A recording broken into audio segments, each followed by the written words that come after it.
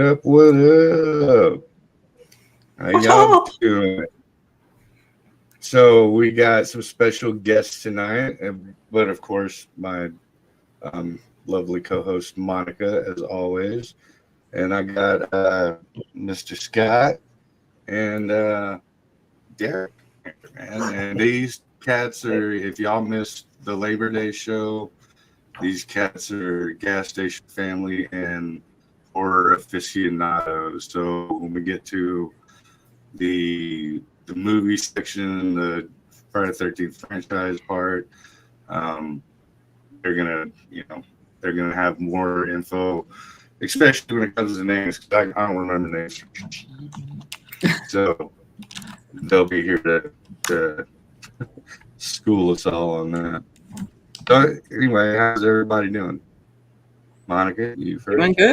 Doing good. Every time that intro comes on, I think that we need to film ourselves, like, I don't know, walking into that intro, because it's like just stepping in. You slow walk. Yeah, like remember when Snoop was flipping out over the horses at the Olympics? They're crip walking, man. They're crip walking. You mean crip walk into like a Lipizzaner stallion. Be crip rolling. Crip rolling. Yeah. I went through the drive-thru the other day. I went through the drive-thru at McDonald's the other day, and a woman said, she just started giggling, and she said, "You look like that guy from them movies. They made like 9 of them, and they're racing cars in them." And I said, "Paul Walker?" And she said, "Yeah, Paul Walker."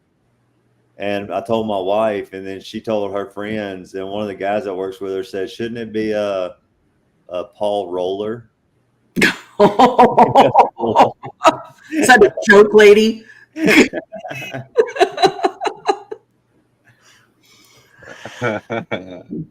That's funny. Well, at least you're not like one of my other handicapped homies. We nicknamed him Wheels, and that was it. It's like it's stuck. Like the first time everybody calls me back in Mississippi, they call me Wheels or Hot Wheels. I tell everybody my name's Legs. Legs McGee. Yeah. Dude, I remember at Quote Classic when we were waiting for Tanner to walk up, and he was like 30 minutes to an hour late. And the first thing you said was like, "Dude, I've been standing here all day waiting for you, and my legs are about to give out." I bet they didn't know what to say. He just kind of stopped and looked at him. I was trying not to laugh because I've heard Scotty throw them out right and left. The first time I heard one, I didn't know whether to laugh or not. I was like, dude. Bring it on, man. Bring it on. Oh no, yeah, him and Shane, they go at it. It's just hilarious. Yeah. But so you doing good, Scott? How's the life up north treating you? It's pretty good, man. I really can't complain about anything. Life's been good. I do miss the South, miss being out in the country. I will say that. Yeah. For everybody out there, Scott moved from Mississippi to freaking Michigan, so that's quite a that's a yeah, gear shift, man. Yeah, you went straight from 3rd to 5th on that one. Right. Yeah. Well, I was planning on moving to Texas, but my plans changed on me right quick.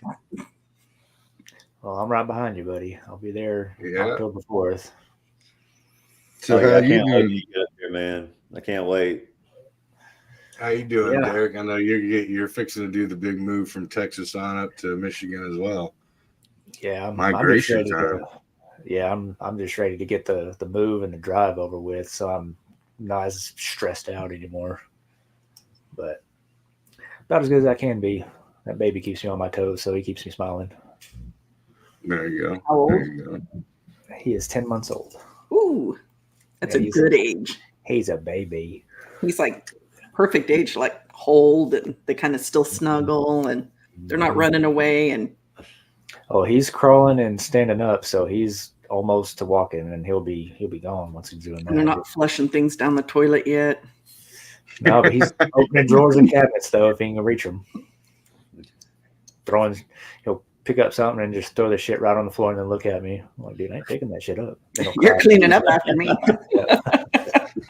It's like a cat knocking shit down. When you picked him up earlier, you said wave. I waved, and he just like took his arm and just started like.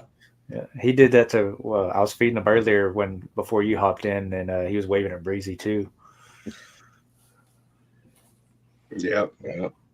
Now the Summerside. This is so like a lot of people, especially these two cats down there.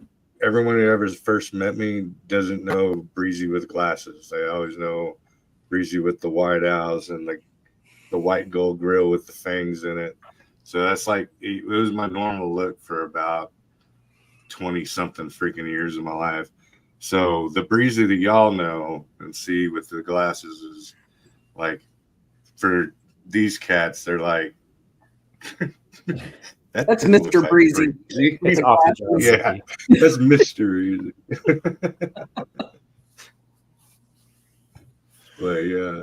So, man, we're going to dig into Friday the 13th, man. Woohoo!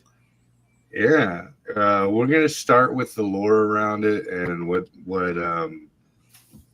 considers it the ominous holiday that it is, I guess if you could call it a holiday. And then we'll lead into the rest of it. Okay, Monica first. Ladies first, of course. What's your recollection on how the Friday the 13th mythos got started?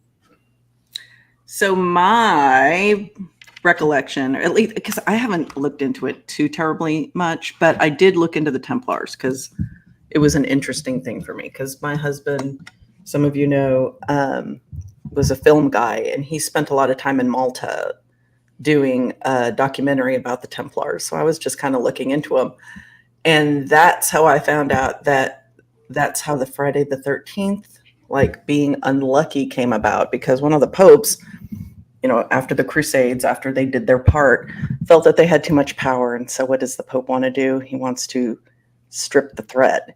So he accuses them of witchcraft and all kinds of things, and then had them all rounded up on Friday the 13th and drug out. And I think some of them were not all of them, but a lot of them were executed, like summarily executed. All the ones that they found were so I think it was Pope Phillips, maybe. Yeah. Yes, and then he got to so it was King Phillips, and then it was Pope Clemens. So King Phillips had him rounded up, then Pope Phillips declared heresy on him. Mm-hmm. And I think we touched on that went back when we did our secret societies, because the Templars were, and this is also in the 1300s, which is the number 13 once again. So originally they were founded, I want to say, in the 1100s, and they were poor. Like their flag was literally 2 dudes riding 1 horse. And so whenever the Crusades happened, they got sent in by the Pope to go searching underneath Jerusalem's temple, right? And they came back with something, and automatically they were rich, like beyond rich, and they ended up owning most of the land that we now know as Spain. So they got richer and richer, and then exactly like you were saying, Monica, they got too rich for their britches. The Armada had like 18 ships that disappeared. I guess they got like news that it was going to go down. So they disappeared. All the ones that were left on the land, including the head of Knights Templar, I think his name was Jacques de Olay, something like that. Maybe I'm thinking Oil of Olay. I don't know. But So whenever he was burning at the stake, he cursed both the king and the pope, and so said that they would both die within a year. Within 33 days, the pope died, and then before the year was out, the king died. So a lot of people held like a superstition to the fact that he actually carried weight as far as spiritual curses go. And so that's how that kind of went. But if you look into it, like, it depends on which culture you're looking at, because to a lot of cultures, 13 is it's considered lucky, and to other cultures, it's considered taboo. But Friday also is considered taboo. So like the crucifixion of Christ happened on a Friday. Eve giving Adam the apple was on a Friday. The killing of Abel from Cain was on a Friday. So you have that. Then you got like the weird stuff with 13. So you have like, by the Julian calendar, you have 12 months in a year. So it's the end of the cycle. So the 13th would be the unlucky. You have, you had 12 disciples at the Last Supper plus Christ. So the 13th disciple, or the 13th person, would have been Judas Iscariot, unlucky. What other 13 witches in a coven? There's 13 steps to the gallows. And if you're being hung, you'd be hung on Friday, which means that the people waking up on Saturday would be hung over, because from partying during the hangings on a Friday. So yeah, my whole thing, I think it's just a culmination. I think it's both, Fridays were considered unlucky by certain people, and then, or cultures, and then the number 13 was considered unlucky by certain cultures. I don't know if y'all got any to add to that. No, I'm learning. All that was like pretty much new to me. Yeah. Sweet. Yeah, it was. But yeah, so that's where I get at, because if you so if you think of the original calendar, like the lunar cycles, so like for back in the day before the Julian calendar, the lunar cycle was there were 13 months in the year, and that was actually based on how would I call it without being that's where women had their 13 cycles as well. So that's, what would you call it? Fertility, 13 points of fertility in 1 year. So it just depends on who you ask. The Egyptians, they thought 13 was, a great number, but yeah. And also I think I don't want to say which one, but let's just say Arabic, just to round it. Theirs was 13 also, which was, a great thing, because it meant the end of the year. It meant the beginning of the new, right? So whenever you look at it, if you look at it by more of a Western culture type of a thing, which is where I think that's where it took the turn. It took more of a urban legendish kind of a turn in the New World. It wasn't so much of the old world that really thought too much of that. Because even if you think of the old world, you're thinking of like where the cradle of civilization is. So even to them, before they knew that there was the Americas, Italy and everything from Italy to Spain to the shore, that was all the Western world. So, it just kind of extended from that coastline into the next. That's my thoughts. That's the way I see it. Works for me. Yeah, right. And if anyone in the chat has anything to throw in about it, yeah, because that's about as much ammo as I got in my 6-shooter on the real reason why. Because after that, it's purely speculation. You know what I mean? Like, who really knows? And it also depends on, like I said, culturally, who you're referencing or what book you're even referencing. Yeah, Octo. Yeah, because it's Moon at Noon was saying October means 8th. So yeah, Deco would be the 10th month, and then because originally March was the first month, February was the last and the shortest. So, but then they added July and August used to be called Quintilis and Sextilis, but it got renamed after Julius and Augustus Caesar. And then September was Septo, which is 7, October 8, Nova, November, and then Deca, the 10th.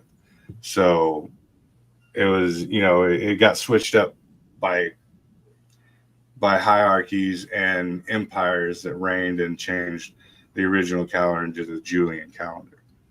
So yeah, on that one. They're not yellow. I just had crazy. That's a bitch slap of truth, right? Just got a history class. That's what I do, man. We try to keep it funny yet informative.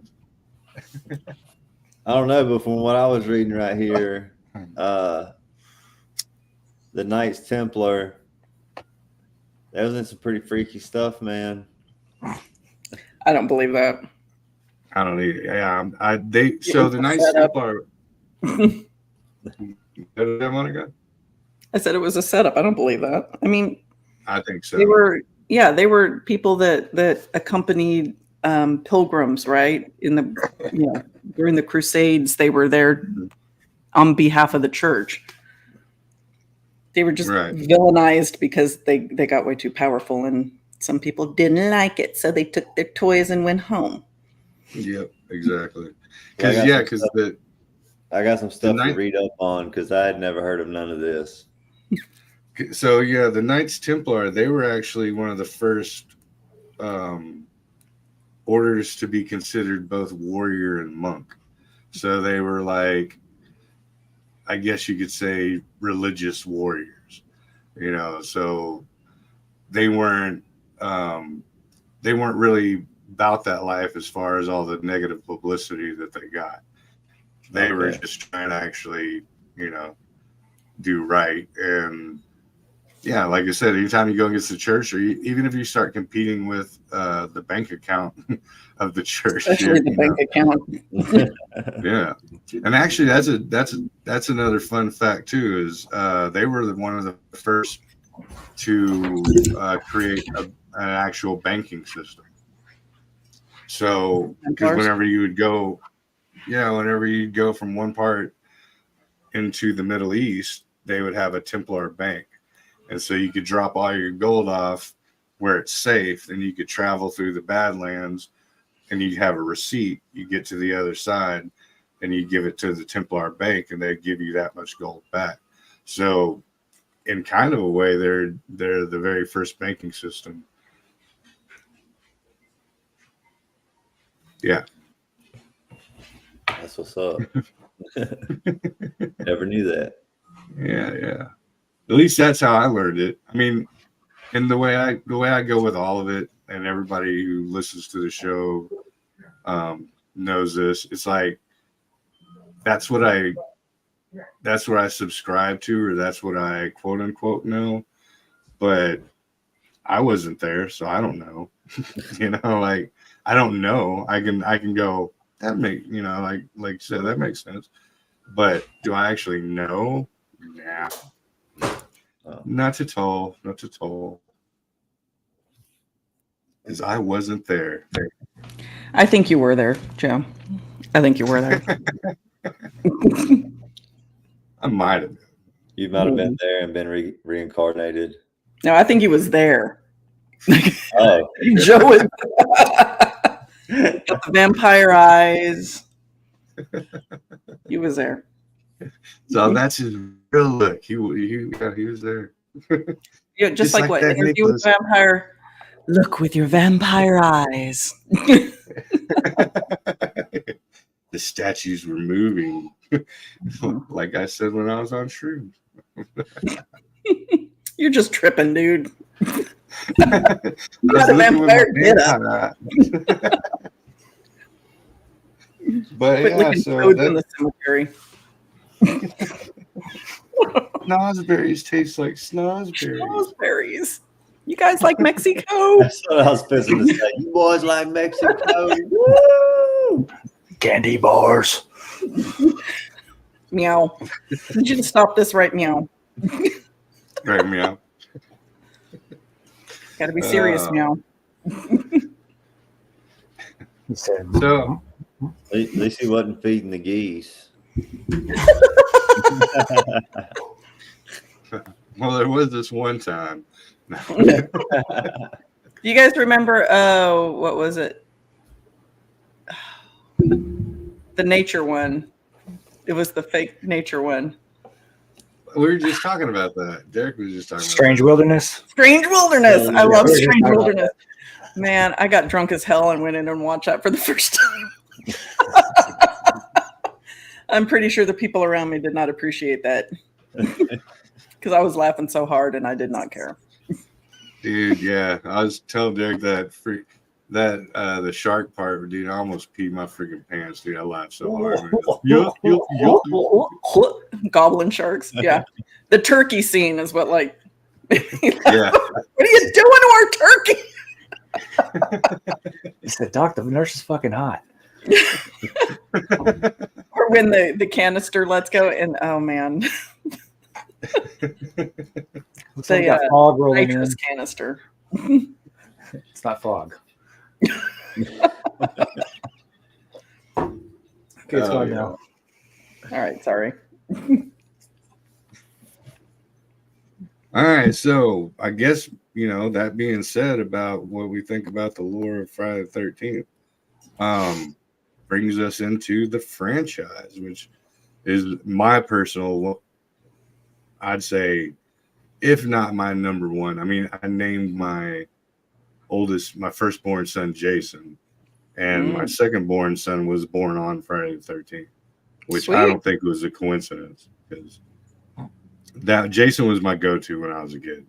And I think a lot of it had to do with part 4 with little Tommy Jarvis, because if when you're a kid that age, you put yourself into the perspective of that character. You can't identify with a bunch of freaking horny teenagers, but you can identify with, a young kid watching it all go around and seeing his older siblings, or in my case, cousins or whatever, So, yeah, let's get in. And just for the show, yeah, I even got my friend. Oh, that's pretty cool. Number 13. Yeah. Nice. Should take you on a tour of my son's bedroom because he loves Friday the 13th. Awesome. He loves it. Who turned him on to Friday the have him 13th? on here. He'd probably teach us something. Who turned him on to it? I think it was me. I think I was watching a horror movie and I was like, I don't know if you want to see this. And he was kind of, I think, like watching him when he wasn't supposed to be watching. And then, man, he just latched onto that. I mean, he latched onto it. He like Christmas a few years ago, that's all he wanted was Friday the 13th, like merch. Nice. So he got the mask. We got him a picture with Kane Hodder, right? Dressed up as Jason. He was at Fright Mayor weekend one time and he was doing pictures and everything. So we got him that. He really enjoyed meeting him. That was pretty cool. Yeah, Kane's a cool dude. Got huge hands. Freaking. Like, he choked and, like, literally choked the shit out of me. I was like, nah, choke me, man. Go for real, dude. He was at Astronomicon up here. We went to it, the one that Twisted puts on, Mm-hmm. and we met him. And Carrie, we got the photo op with him, and Carrie wanted him to grab her by her neck, now like he was choking her, and he was like, I got sued. I tried to get sued not too long ago or whatever from doing that, blah, blah. And well, needless to say, we talked him into it. So we got a real nice photo op pic with that. Oh yeah, That's pretty sweet. You met Kane right there. Oh yeah, yeah. We had Yeah. I think we got a photo op with him in costume at Fright, and Yeah. he was like, I think the third one. It was the year they had the reunion of all the Jasons there, and I got most of them signed on that. That's pretty cool. That's dope. Yeah, I He only was got a real nice guy. The Roy Jason and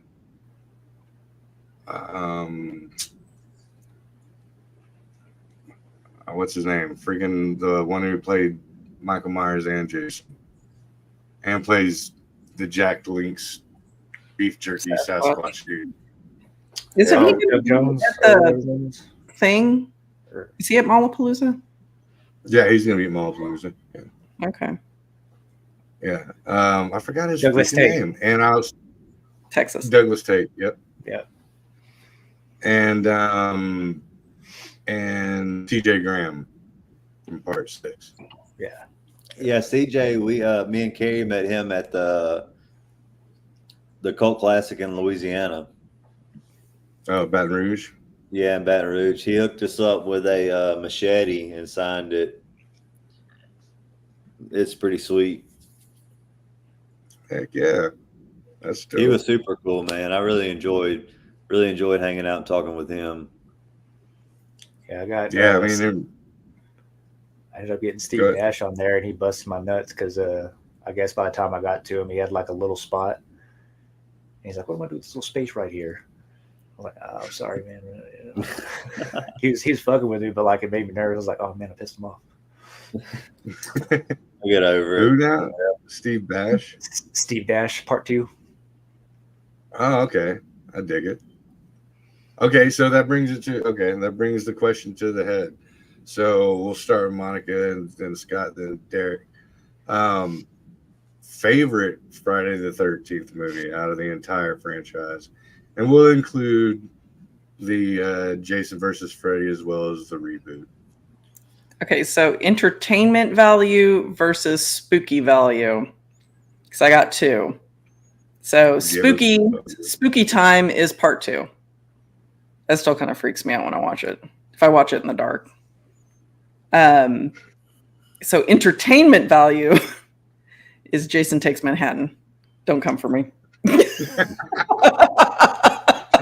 It's so chock full of crazy shit that you can't help but be entertained by it.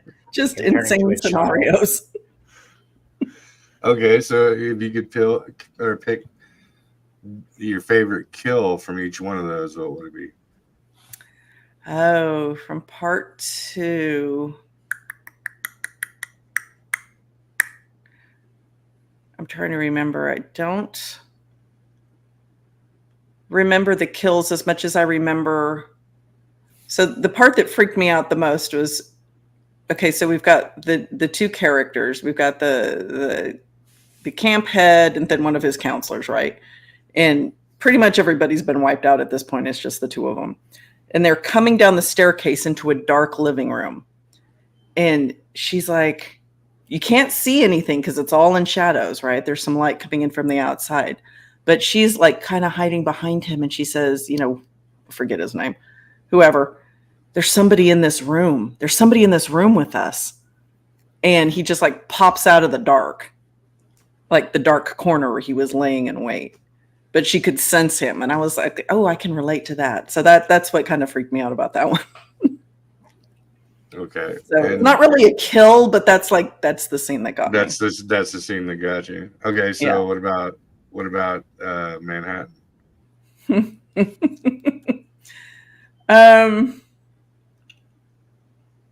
So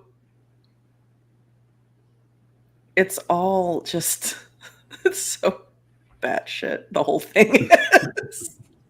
It's so unhinged. And I don't remember the kills. Like the kills like don't affect me. I'm like, oh, stupid teenagers. Like, I don't think anything about the kills. It's just like individual scenes that pop out of my mind. Like the overall thing, because I guess it was, when was that made? That was made in like the 90s? That was either late. Well, so after, I think there was Early 90s? a Friday the 13th made every year after part 2. So The first one was in 80. Okay, so it was made in 89, right? Yeah. So it's Yeah, about the pretty time, like I was in high school, so I can relate to them. So I think that that's probably why I liked it too, because they were like on their high school, like senior trip. And I graduated like around that time-ish. So I was thinking about senior trips. So I think that's why I relate to it. So anyway, the scenes, like the kills don't stick, but the scene that I do remember is when Jason's walking down the street in Manhattan. And I don't know if he shoulder checks somebody or he just walks through like a card game or whatever. And these guys the are like, radio. yeah, and these guys are like, "Yo, dude, like, what's your problem, man? You know, why don't you come back over here and fight us?" And he turns around and you can't see it, but he takes his mask off, and they all flip out. For some reason that scene pops out, but the kills, they were unmemorable. Apparently, I don't remember any of them. All right. I concur with both of those. Those are great. So Scott, what do you got, man? What's your 2 favorites and your 2 favorite kills? I liked part 2 where the guy was in the wheelchair. Whenever he got smacked, he got smacked in the head with the machete and kind of like rolled down the steps backwards. The whole time I was like, there's no way possible that this dude did not roll down these steps backwards and not flip backwards. You know what I mean? Well, they freeze it mid-scene, right? Because he probably did do that, in fact. He just goes straight down the steps backwards, and I was like waiting on him to flip backwards, and he never did. And I was like, come on now. I call bullshit. Yeah, like I call bullshit on this one. Physics says bullshit. And then I liked part 6 with Tom Fridley. Whenever he was in the camper. Oh yeah, that one's good. I love that scene. Like dude, and he is still the same today. Like the few times that I've hung out with him and met him, it's like he just like rambles on and on and on and on and on and on and on and on and on. It's like he did in the movie. I was like, dude, this guy's not changed a bit. I got pictures of him dancing with your mom, dude. Oh yeah, I got a video of him dancing with my mom. Yeah, a picture of him dancing with your mom, bro. Oh yeah. Right. That was a cult classic, yeah. I like it when he's talking about the Boy Scouting stuff, the Indian tracking with the stones and shit. He has no clue what he's talking about. It Colt when we met him that at the party, at the VIP party. Yeah, man, he almost went very far south with me. Like me and him, he's talked a little bit of shit, and I had just enough to where I was gonna go see him about it. I went looking for him. I was like, "Nah, FAFO." Yeah, I was like, "I'm gonna go kick. Fuck that. I'm gonna go kick his fucking ass." And then, like, dude. I don't mean to change the subject, but at the Cult Classic, was it a Cult Classic? I think it was. The Hocus Pocus, the guy that drove the bus on Hocus Pocus. Oh yeah. He was like so hard hitting on my mom. And like several other people, but it was like way overboard. I was like, oh, might take him a few tries, but he thinks he can take care of business. You remember that from the movie? Might take me a few tries. All right, so, shut up, Monica. No, you get it. That's why I love you. All right, Derek. So what do you got on it? What's your did you do a kill, Scotty? Yeah, you didn't do your kill on the second one. Oh yeah, you did. It was the camper scene. Yeah. Oh, okay. Yeah. So was it two favorites and 2 favorite kills? Yeah. Yeah. I'm gonna have to go with final chapter. Well, 2 favorites and your favorite kills in those favorites. You can't be like, I loved part 8, but I love the kill head number split, 4. right? Yeah. Number 4, right? I was about to say my favorite kills aren't in those. My favorite Fridays though. Oh, well, okay. I guess. Yeah. Yeah, that's hard, man. So still final chapter, and then I guess my favorite kill would actually be Jason's death, where he slides down the machete at the end after old boy takes him out. Okay. Yeah. And then I honestly really like the remake because him having a tunnel system and Derek Mears sprinting is absolutely terrifying. Hearing them footsteps, him hauling ass, yeah, that would make me poo-poo a little bit. But it make you poo. Yeah. I think I got paid. The remake was good. I did like the remake. I remember. Yeah, it was awesome. I don't like that they mashed 3 movies together, but like I was just gonna say that. They probably weren't going to get greenlit for a sequel, so I'm glad that they did in the long run, I guess.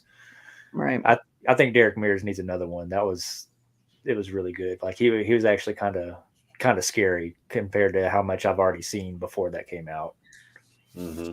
Okay, so which one of them was like little Tommy, all grown up, and he goes back to the camp to try to warn the kids? Like, but camp's like actually in session. Like, there's kids in the camp this time. Jason Lives, part 6. Was that it? Part 6, yeah. Oh, I like that one.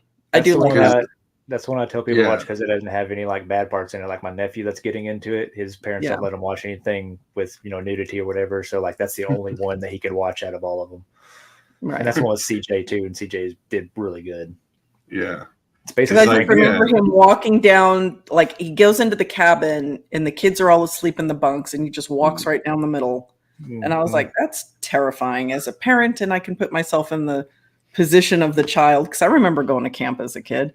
Screw that. You imagine waking up in the middle of the night and Jason Voorhees is just taking a stroll through your cabin.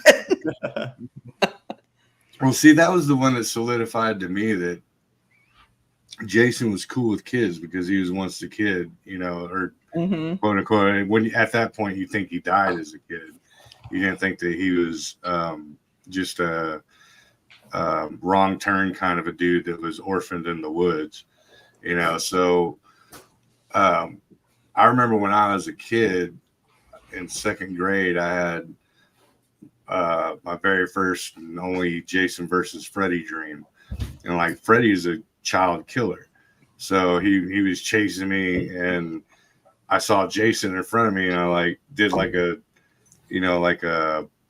baseball slide between Jason's legs, and Jason and Freddy went at it. And I was like, "Yay! Come on, Jason, kill him!" Because I wasn't scared. Yeah, because I wasn't, breaking the 10 Commandments of horror. I wasn't at the age where I'm going off and smoking a doobie and getting it on in a cabin. So. But yeah, so that's those 3, the 4, 5, and 6. I consider those the Tommy Jarvis era. The 1, 2, 3, and 4, I consider the Jason being a real dude era. Because like, okay, when the remake came out, everyone was like, "No, that's bullcrap. Jason doesn't run. He didn't run." It's like, dude, no. 1, 2, 3, and 4, like he's juking motherfuckers. You know what I'm saying? Like he's standing on chairs and jumping off and trying to hack people, and he's horrible at it. He sucks at killing.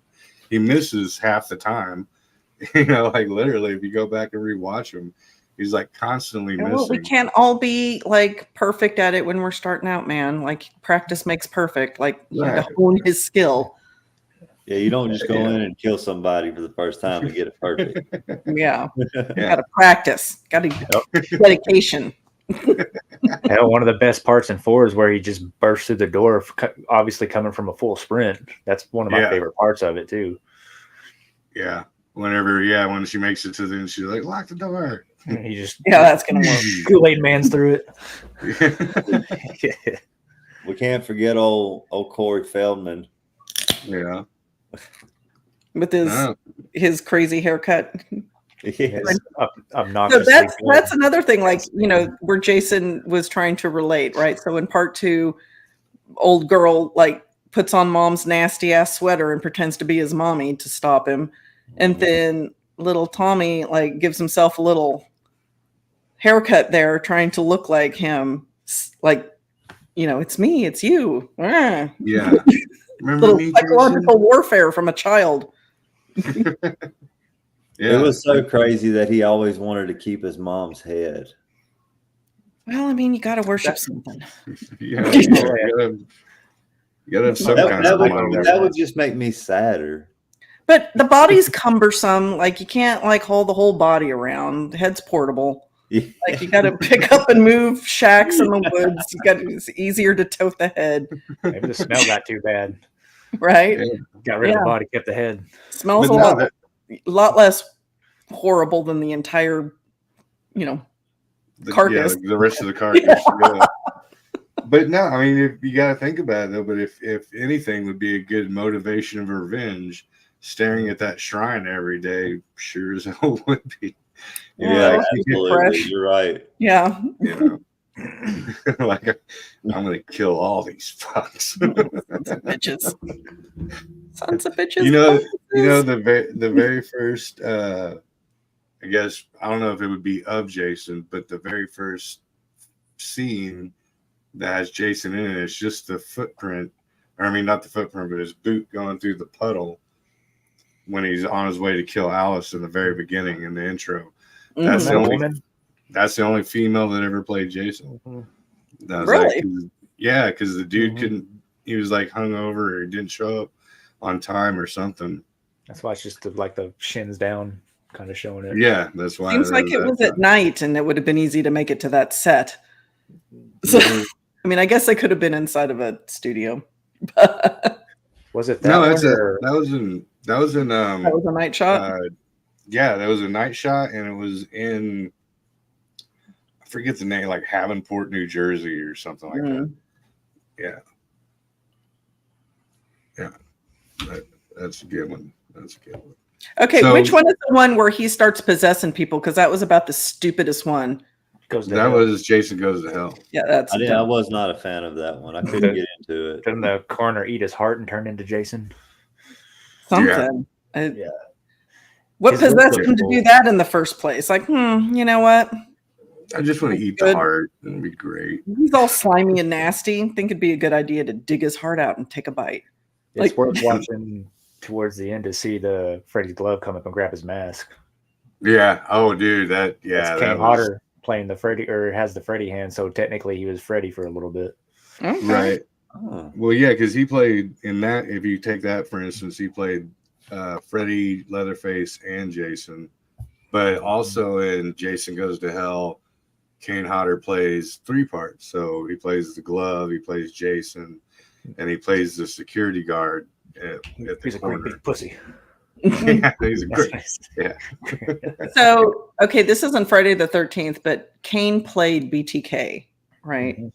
Mm-hmm. And he looked like he did a good job, except there is something up with Kane's neck, his those burns. Jaw connects to the edge of his shoulder. No, it's the muscle development in his, like, whatever these things are. Well, I think it's the scar tissue. It's scar tissue from his burns. Yeah, is that what that is? Okay, I didn't know that. I thought he was like working out too hard and like staying in the strained position. I was like, the hell? He played Ed Gein too. Did he? I didn't know that. Yes, he did. Yeah, he did. Yep. Yeah. What'd y'all think of Jason X? I love it. I don't care what anyone says about it. That's one of my favorites. And it has my favorite kill scene ever. The cry. I mean, they threw a pinhole in a window. No, it's the head. Yeah, the head where he freeze dries or whatever that is. Yeah, that one. Nitrogen smashes it. Yeah, I love it when he's in the replica, just beating the crap out of the counselors, and they're not dying. Yeah, You know how, come get stoned. the sleeping bag, he got the first time they did the sleeping bag kill, I forget which part it was, the MPAA cut it down to where it was just one smack. So then Jason X, that's why he got to do it like multiple times. Yeah. Because they Okay. screwed him over in the what was it, part 5? I think it was Okay, part. so sleeping bag kill that scared me as a kid No, was 6. the movie The Prophecy, right? Or Prophecy, I guess, not The Prophecy. Prophecy, where the mutated bear is going on the rampage in the Maine woods, and I don't know how it did it, but it grabbed somebody in a sleeping bag and smacked him up against a tree, and all you see is feathers go everywhere. And that was part of the TV ad for that movie when I was like, I don't know, like 6. And that stayed with me. I was like, screw that, I ain't going camping. What the hell? That looks terrible. I don't want to go do that. They even did a twist on it in the remake where he hung her above the campfire.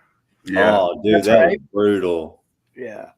And then her boyfriend not being able to come and save her because he was like in a bear trap. Bear trap. Yeah. Yeah.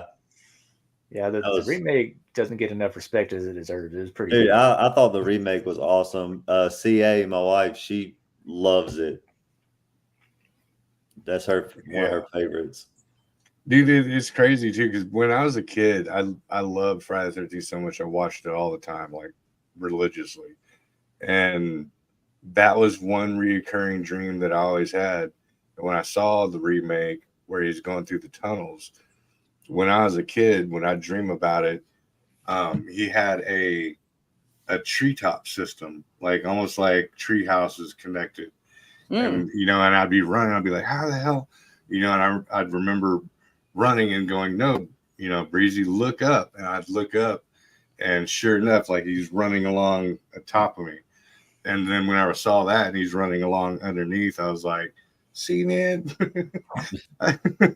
it's all been part of my life for so long. Like one of the deals when he's using those tunnels is when he starts hitting that machete through the floor when they're in his little lair.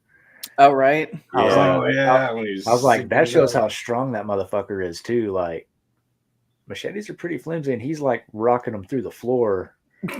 Right. Like, yeah, dude. It's terrifying, man.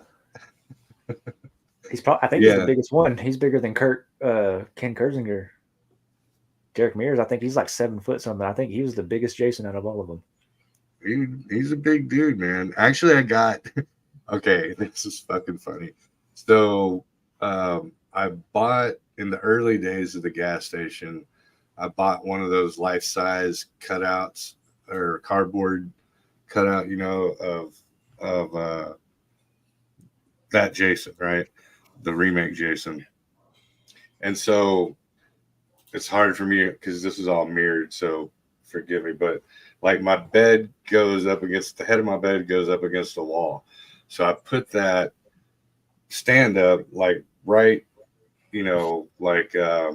my side of the bed, almost at the very corner of the wall, right by my window, which is probably about 3.5, maybe 4 feet away. It's like the bathroom door and then Jason. And little did I know when I placed it there that I sleep on my right side. So every morning when I wake up, for the first month or two, I had to get used to the first thing I saw was Jason's junk. he's got like a huge bulge. So on the cardboard, so I wake up and be like, geez, all I see is this big freaking junk bulge. And I'm like, oh yeah, that's right. I put that there. Right. Yeah, I thought I was about to be a different kind of victim. So something pretty unchill happened last night. Yeah. Something went wrong. Be like, babe, what are you looking at? I knew it. I feel like you told me this story one night at the gas station. We were sitting out there under the pavilion.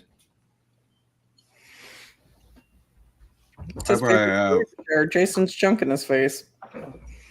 I probably have.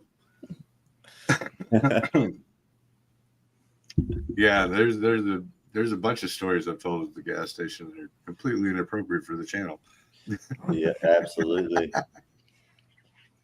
Okay, so all right, so back to the franchise.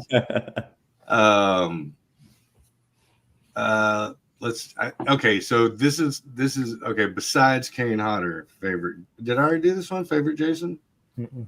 Mm-mm. Not yet. Okay, but Kane Hodder is an easy one. So, let's go with favorite Jason. Ladies, go first. Dude, I don't know who the hell played Jason outside of Kane Hodder. I ain't that into it. You can say which part. I could not tell you. Okay, so then I guess then it would be part 2, right? That was because that was the one that scared you the most. Sure. Okay.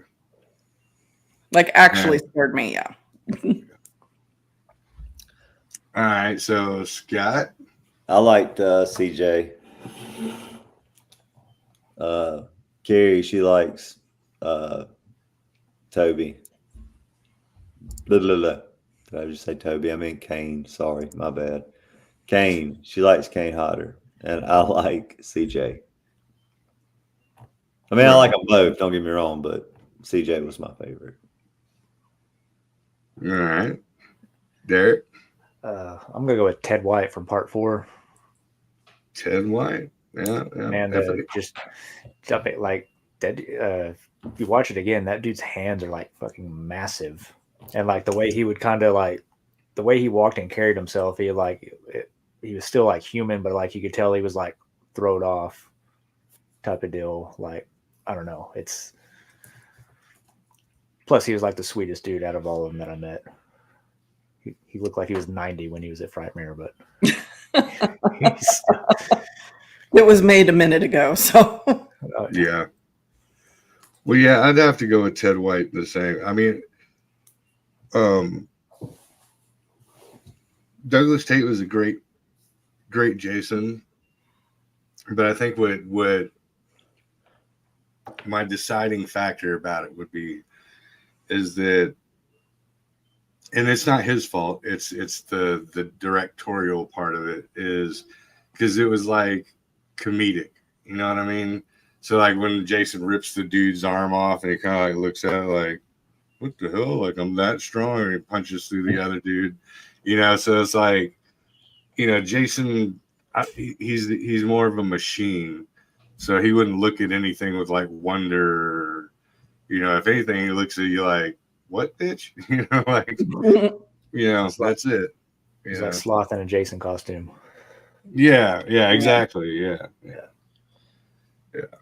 I am with Derek though too. Like Derek Mears was a really good Jason. Just hearing that dude sprinting on wood sold me alone. There's another like the Paranormal Activity movies. I don't care for them, but there's one movie where they're in a basement and you hear just loud stomping charging towards them. You don't see what it is, but that's what it reminded me of was the Friday remake. And I was like, God damn, that was fucking. I don't want to see what's making that noise charging at me, and I ain't gonna get away in time. That's for sure. Dude, Derek Mears, whenever he was in the remake, whenever he was like ripping those canoes off the trailer, like just one by one, just throwing them off. Oh, when he's looking for the dude. Yeah, I thought that was pretty wild, man. That was actually that lake is Bastrop filming location as well. Yeah, me and Carrie went there and we couldn't get in. Yeah, I heard they're pretty strict about it. Yeah. They wouldn't let nobody in there. Yeah, that I forgot what I was gonna say. I had a whole run with it. Oh, okay. I don't remember if this was explained in it, but how the hell did that? I know it started out in the small boat, but how did that small boat get out to the freaking cruise ship thing from Camp Crystal Lake, which is a lake, out into the ocean to get to freaking Manhattan? It was in the script. Does anybody?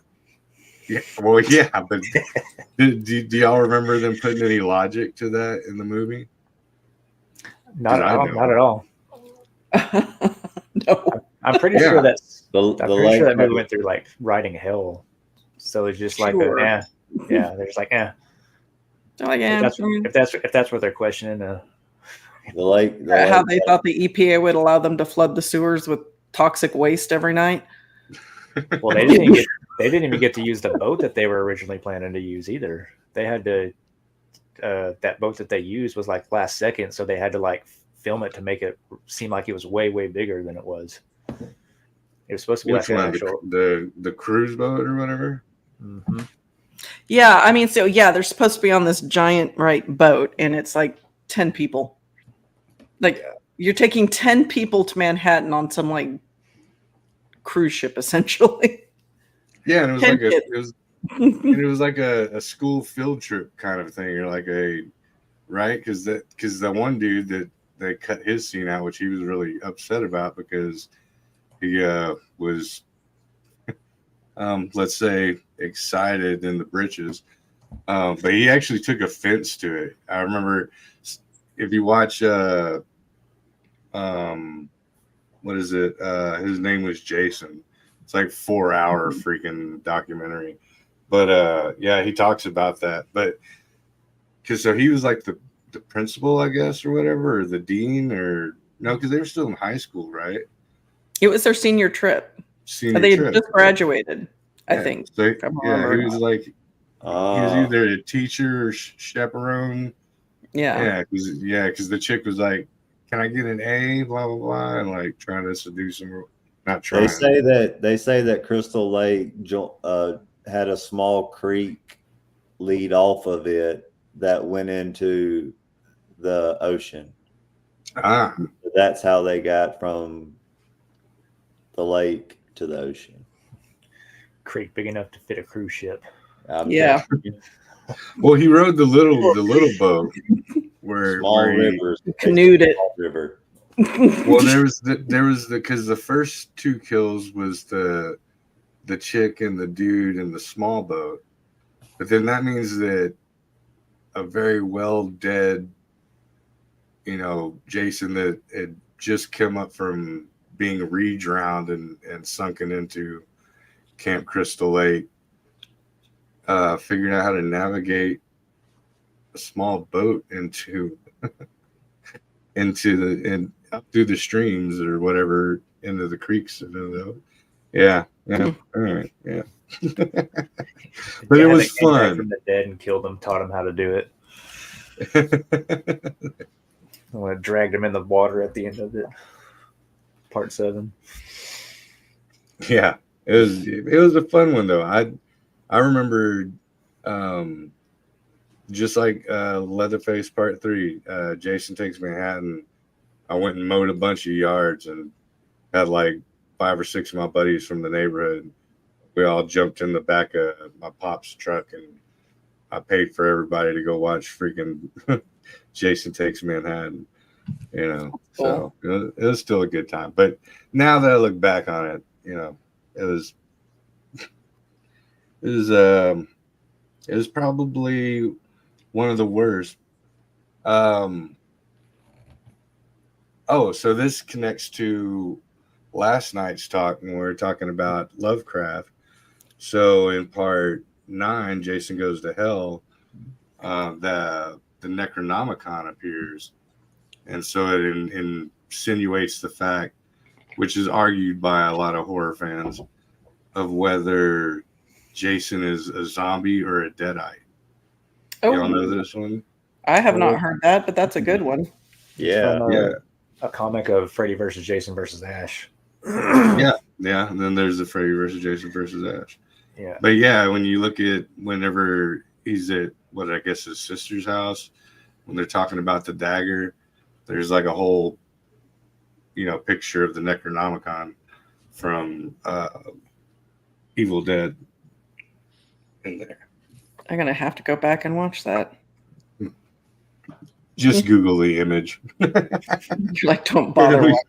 It'd be quicker and more painless. Well, it's like in Evil Dead 2 in the shed, Freddy's gloves hanging up by the chainsaw.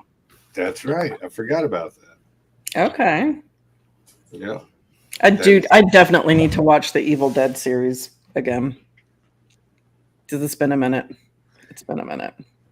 I wish they would call the Army of Darkness Medieval Dead like they were going to, though. The Medieval Dead. That's what they were going to call it first. And I don't know why they went with Army of Darkness, because that was such a much radder name. It would have fit right along with it. Yeah, I agree, Mickey G. I like the way they made the continuity between a lot of the 80s and 90s flicks. Like they all try to make them make sense together in the same universe. I guess. Yeah, I guess you could say that now. We wouldn't have known how to say it back then, but now that you got like the Marvel Cinematic Universe and the DCU and all that, you know. They're about to start making the MonsterVerse of the old Universal monsters again, I think. Yeah. Well, yeah, Monica's waiting on the remake of the Gill Man. Yeah, the Gill Man. Yeah, I would like it done well with a practical effects. If you come at me with CGI and the Creature from the Black Lagoon, I'll get really pissed off. But I think with what we've got going on in Hollywood today, a practical effects Creature from the Black Lagoon would be amazing. Isn't James Wan doing it? I would love it if he did. I mean, I hear rumors all the time, like they're remaking Creature, or they're making, how long have I been hearing about Del Toro doing Mountains of Madness? Right? Well, he did, oh, never mind. That's the actor, just kidding. I was going to say the Wolfman that Benicio Del Toro was in was pretty good. Him and Anthony Hopkins. Yeah, that was good. That was like half CGI, half practical, and they did pretty decent with it. Yeah. It's actually what used to make me hate the Thing prequel, because it was all CG, but then now that I watched it again, it's pretty good. It's good. Yeah. Yeah. I mean, if you can combine it well, I'm not adverse to it, but when it's 100% and it looks like something that the Sci-Fi Channel would pump out, like, please stop. Just stop. Don't do that. Don't do that. No, yeah. Speaking of the CGI thing, freaking when it was on its cusp, I didn't realize it when I watched it when I was younger, because we had smaller TVs and you don't get to see as much detail. But Jen recently bought me the Tremors collection, and part 2, Jeebus H. Cribbus, dude, is so freaking bad. It's like not even CGI, half CGI. It's 1/3 CGI, 1/3 practical effects, and 1/3 animation. Like, it's like, I swear they look like freaking cartoons. You know what I mean? When the one where they start blasting fire out of their asses and like the ass blasters. Yeah, that's a third one. That's a worst. I know. Yeah, you're right. That's back to perfection. Yeah, it looks like Shriekers. When they used to put the old celluloid like images over the film, like trying to like impose one on the other, like back before like digital CG. That's what it looked like to me. Yeah, exactly. It looked like freaking Bugs Bunny and shit. Yeah. But yeah, no, you're right. The Ass Blasters was 3, but the second one was the and they spit the fire shit. Yeah. I don't remember that. Yeah, my mind about the dramatic, like, shitty movies, apparently. Don't. And then you never guess that the dude, the gun nut from Tremors, was going to be the only one that lasted through all freaking 8 films. Like, you'd have never called that. How the many Doomsday Prepper? Yeah. How many Tremors was there?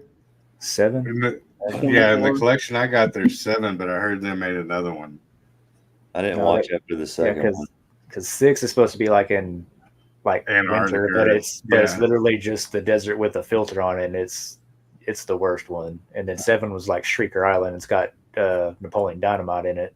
It was actually pretty good. He is, and it's like all these rich people on an island doing a big game hunt and stuff. It was a step better. Oh yeah, so 7. All right, I got to go watch the one with Napoleon Dynamite. It's pretty good. That sounds like the Pest. Number 5's got Jamie Kennedy in it. Fat lard. Yeah. Bunch of trimmers, go. Jamie Kennedy's in part 5. I didn't even realize that. Yeah, he's Burt Gummer's son. It's pretty good. Oh, yeah, yeah, and then 6, something happened with 6, and he wasn't in it. I don't know what, if you could tell something went wrong with like filming or something, because it was just it was just dog shit. And then they bounced back after that one, and it was kind of decent. But I'm a massive Trimmers fan, so I could overlook a lot of that shit. The first one was so good. It was so good. It was such a unique movie. It was, I wouldn't say terrifying, but it was, it was spooky. Yeah, you can't walk around in your own dang house and, It had a good storyline. Yeah. Well, that one was mostly practical. I mean, the way they did a lot of that shit was really cool. Like even the wood planks on the porch, and then basically just digging a trench and then covering them with dirt and pulling like an air tube under it to make it look like a worm. Mm-hmm. Yeah. And the tongues are just a puppet with an arm. When they go to like grab stuff, it's the graboid. The graboids. So okay, well that brings us to another one then, another Q&A about it. Favorite horror movie? We can go 80s and 90s. I don't care. Franchise. Like if you had to pick one of the franchises, and we're talking like not anything. It has to be more than a sequel, right? So not just the part 1 and 2. So we got to do something that's like 1, 2, 3, 4, 5, 6, 7, 8, whatever. There's so many. I know that's why I put it out there, because I'm glad I go we got to put you on the spot.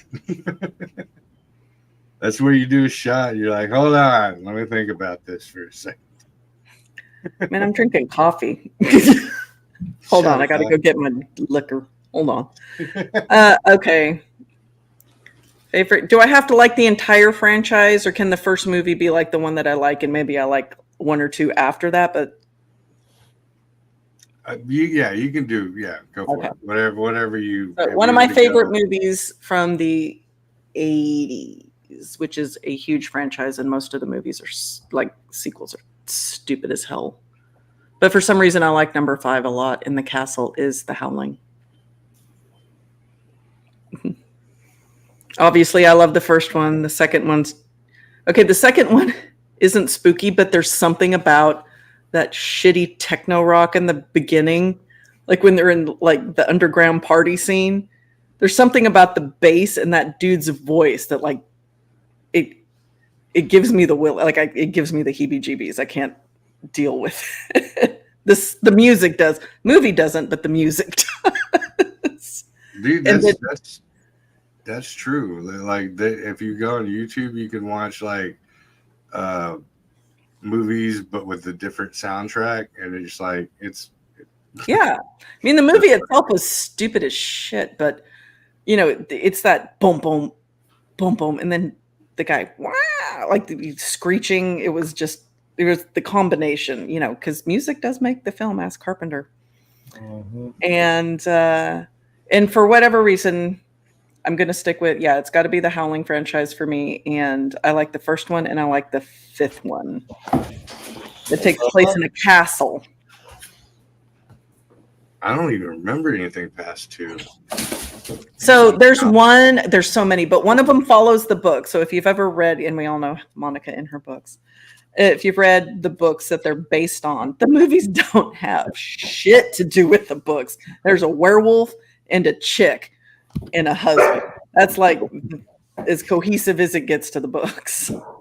That's the most common part. Yeah, that's the commonality. There's werewolves, a lady, and a husband. And some werewolf chick trying to take the husband away. And in the book, she succeeds. So, yeah, one of the movies actually does kind of follow the books. I want to say it's the 3rd one, the 4th one. Not the one in Australia, because that one was dumb.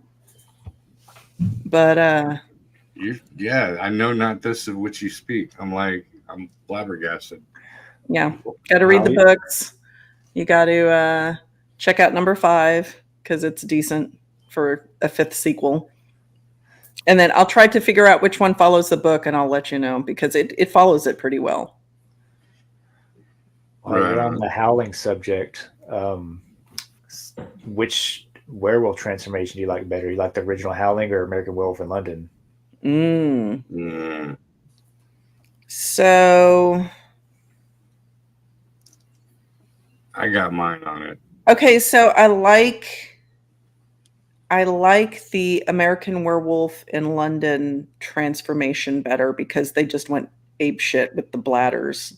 And it took him so long to transform. I'm like, call your ass, bitch. Like, it's taking him 10 minutes to turn.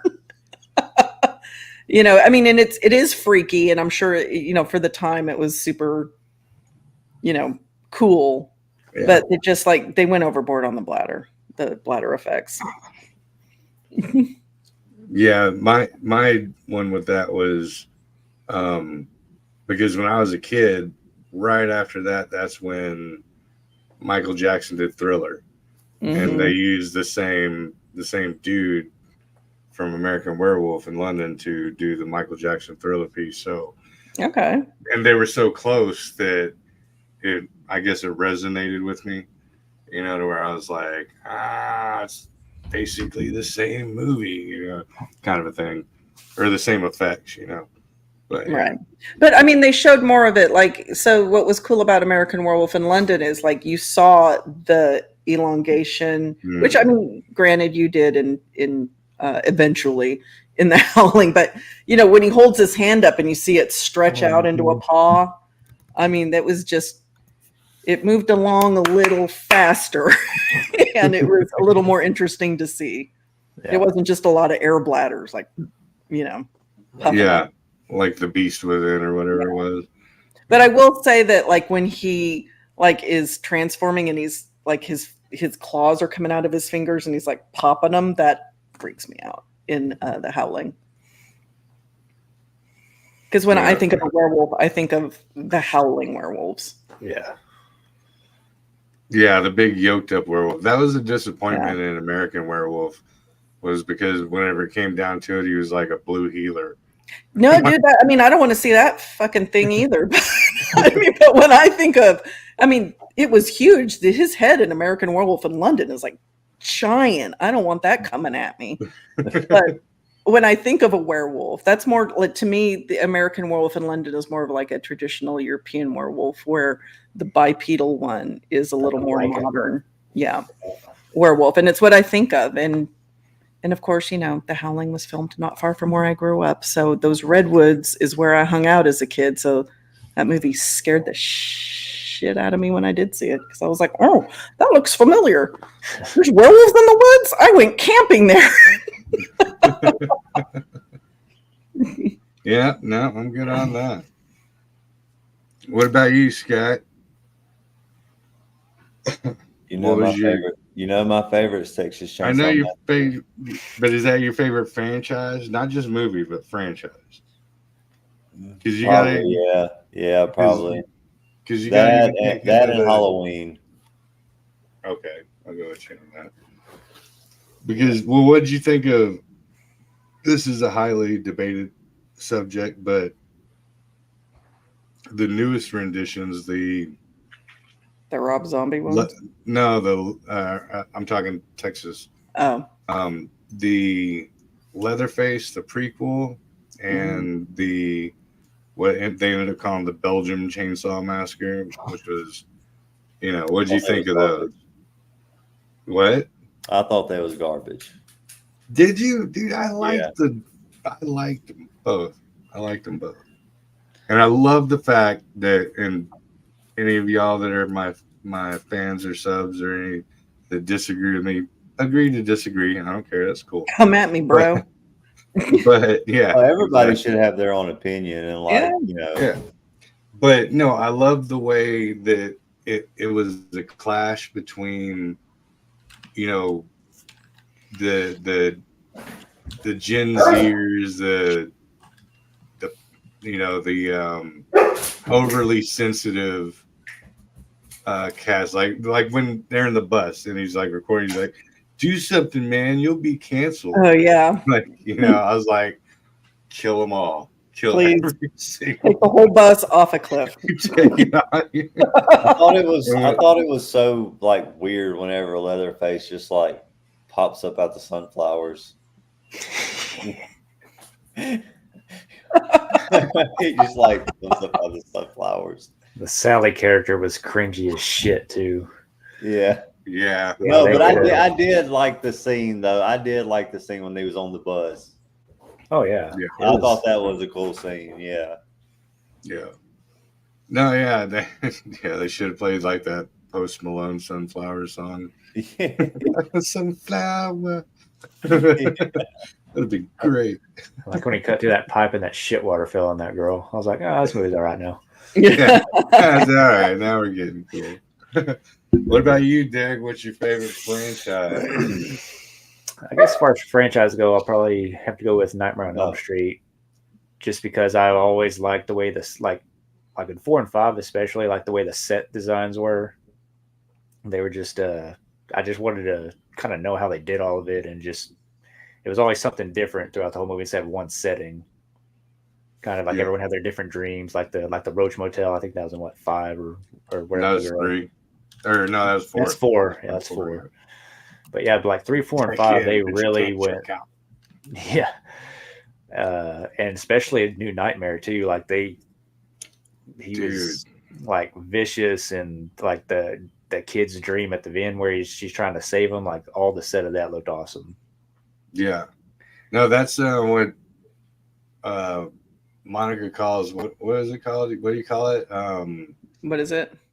Because okay, so the New Nightmare it took place during the original movie, but it was when they were making the movie. But Freddy got so big that it manifested itself into its own entity, and it was a demon that took on. From the belief of the many is an egregore. Egregore, that's what we call it. Yeah. Yeah, that's a true term for for the horror movie fans. Yeah, so it's one of those. That's one of my favorites too. It's Fright. I mean, is Nightmare on Elm Street. That really scared me, like genuinely scared me when it came out as a kid, because I was, this monster that you can't escape. You can't, because we have to sleep. You will die if you don't sleep. Yeah. And he's coming for you. There's no way to get around it. And there's something about like all the blue lighting at nighttime that Right. they capture those movies. They just, I don't know. It's a lot of the scenes and the colors really pop. And Yeah, definitely. A lot Like of Greasy the Strangler. stuff was great in it. Okay, I've got to watch that. The Greasy Strangler. Wasn't the bed scene in that movie where all the blood shot out? I can't remember which one it was. Johnny but Depp scene. Like one of the most bloodiest scenes in movie at history. the time. Yeah, at the time that was Oh yeah, it painted that room. Yeah. Yeah, my friend Cody refers to that as getting eaten by a giant asshole in his bed.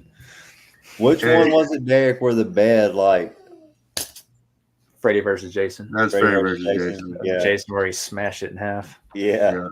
That was brutal. I like the first one a lot because of if you read that book, Never Sleep Again. I think it's the making of the first one where they built that entire room on a turntable where she's crawling up the wall. Mm-hmm. Yeah. The guy is in a harness and he's actually the one that's upside down. So she's crawling with the room that's turning.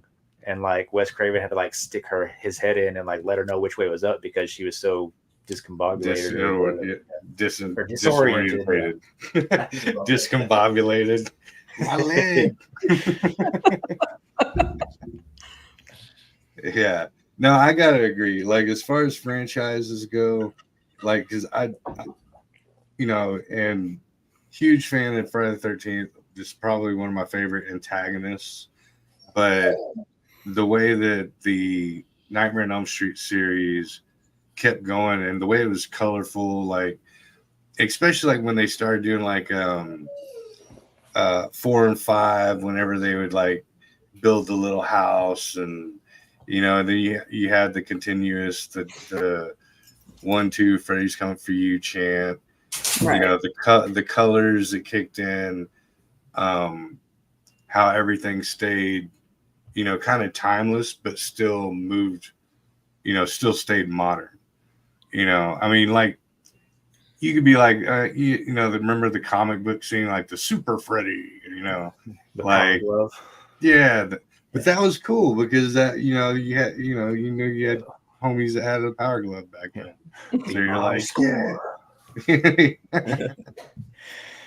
Freddie on the beach with the shark glove coming, and Right. they did really good about, like, you know how when you could have a dream and then like a second later you're in a completely different environment, or like it just drastically changes, and like they did really good about doing that. And even in the first one, like where she's going up the stairs and her feet get stuck. Yeah, I when don't know how many dreams I've had where I feel like I'm sprinting, but I'm going nowhere. Yeah. So like it's yeah, because it really does. It touches on I never really thought about that, but yeah, it touches on the way you dream. You know, like, you know, dude, like one of the worst is whenever you have dreams where your teeth are falling out or getting smashed. Yeah. Oh, I hate that. I hate too. And I'm like, I'm trying to hit somebody, whether I'm it's like throwing a grape at them. I'm like I'm throwing a punch, and it's like not do it. Yes. You know, there's yeah.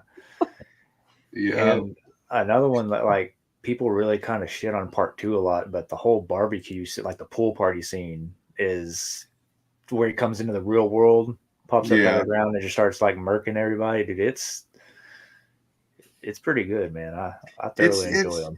It's all right. I mean, the way I thought about that one though, because when I was a kid, because I'd stick to the rules of it. So, you know, the original rule in part 1 was that if you bring Freddy out into the real world and you can kill him in the real world, then he'll die for good. But and so like whenever that happened, I was like, dude, he's out. Just someone stick him with a freaking, you know, a barbecue skewer, you know, and then that's it. It's over. But it didn't. No, he still had powers, so he'd still be able to, you know. So that's where I was like, "You're breaking the rules, man." You know. And then I guess Wes Craven came back in part 3 and kind of said that shit never happened.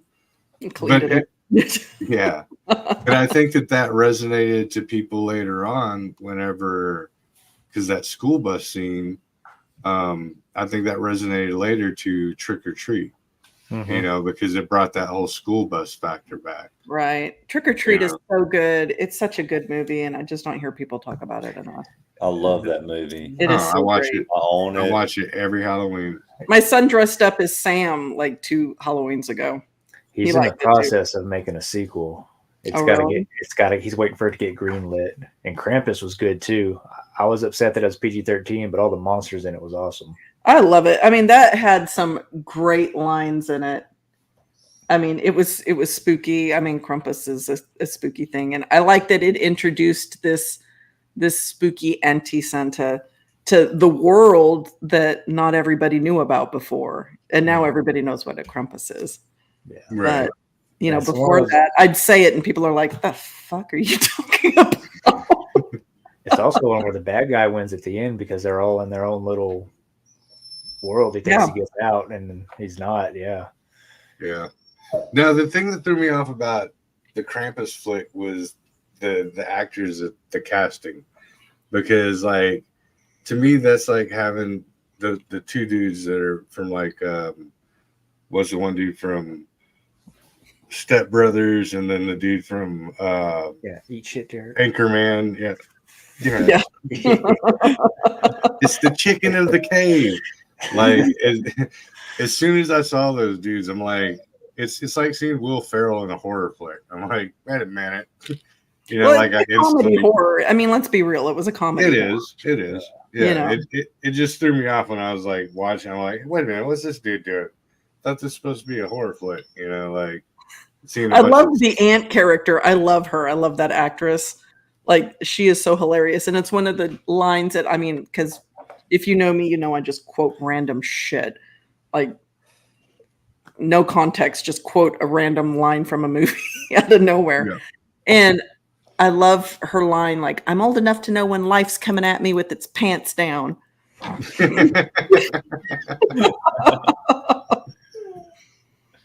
Yeah. I'll go with that one. Yeah, it's fun. It's hilarious.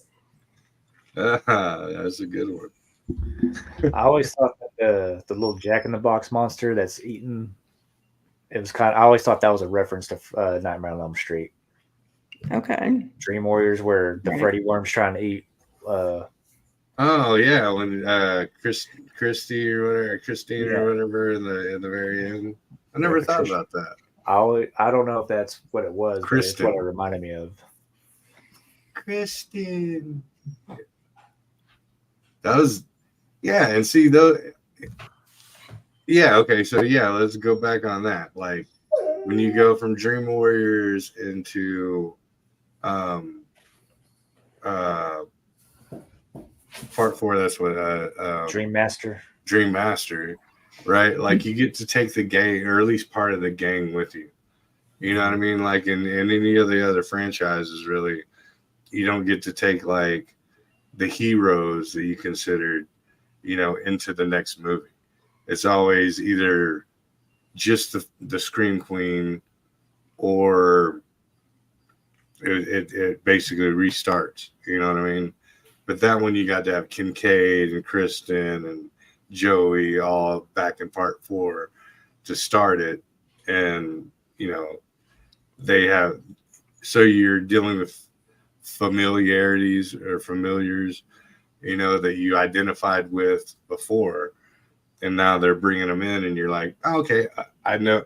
It's kind of like, it's the difference between going from like 7th grade to 8th grade in the same school and having the same friends, and going from 8th grade to 9th grade to having no friends in a new school. You know what I mean? Like you got your homies with you. It makes you feel more comfortable, and, you know, gives it some, yeah, fucking A.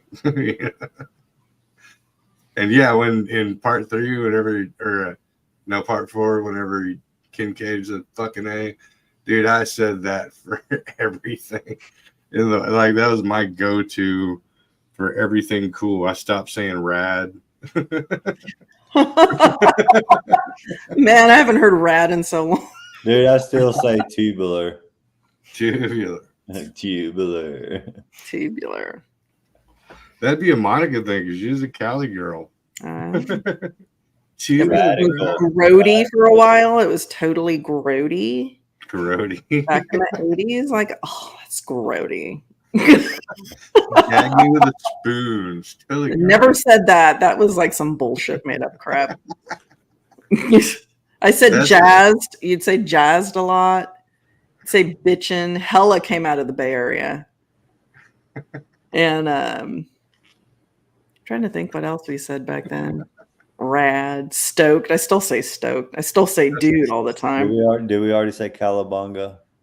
That was a Ninja Turtle. I didn't hear Cowabunga till Ninja Turtles. Yeah, I was supposed to say Yeah. that's what reminds me of. I associate it with Bart Simpson.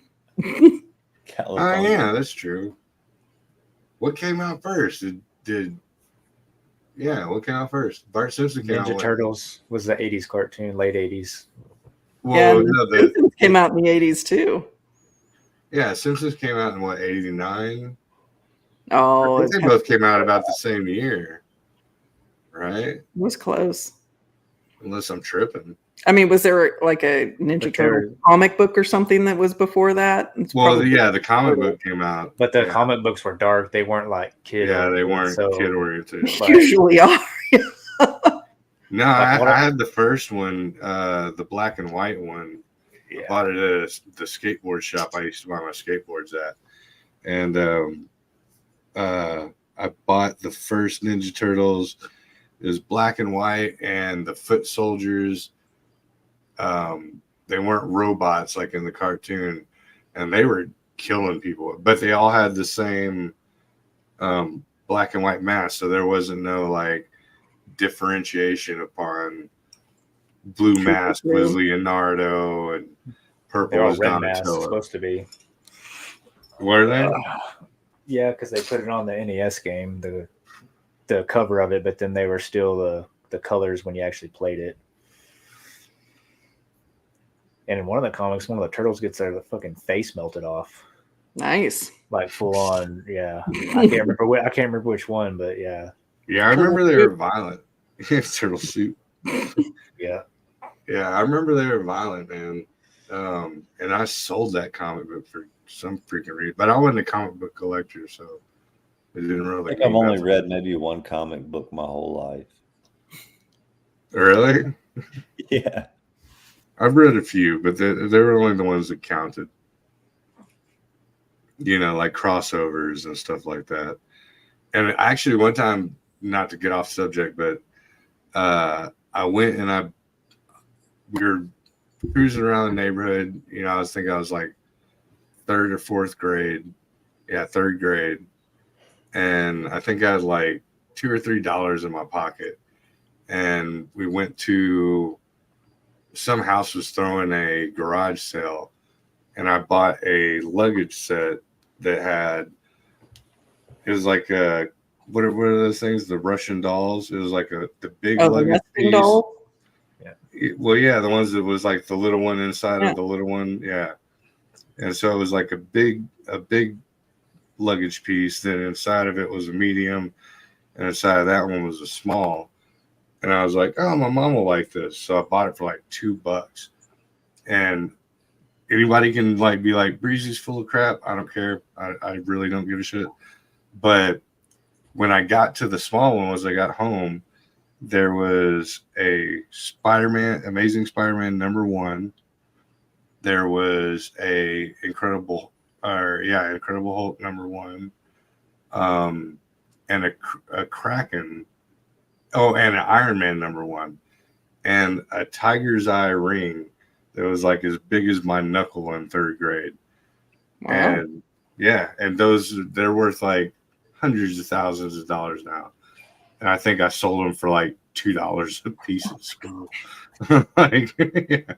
But like I could be living in a half, you know, yeah, I could buy the gas station with it. Got a damn ghost that keeps coming in my house and don't close the door behind itself. Yeah. Does it walk on 4 legs? It does. He ain't got so yeah. Epitome of the old school flick. So we already did the franchises. So I got a good one. We'll start with Monica again and go down the line. Let's talk gore and grossness. Like scenes that pull you out, make you go, that's the most disgusting thing I've ever seen in my life. I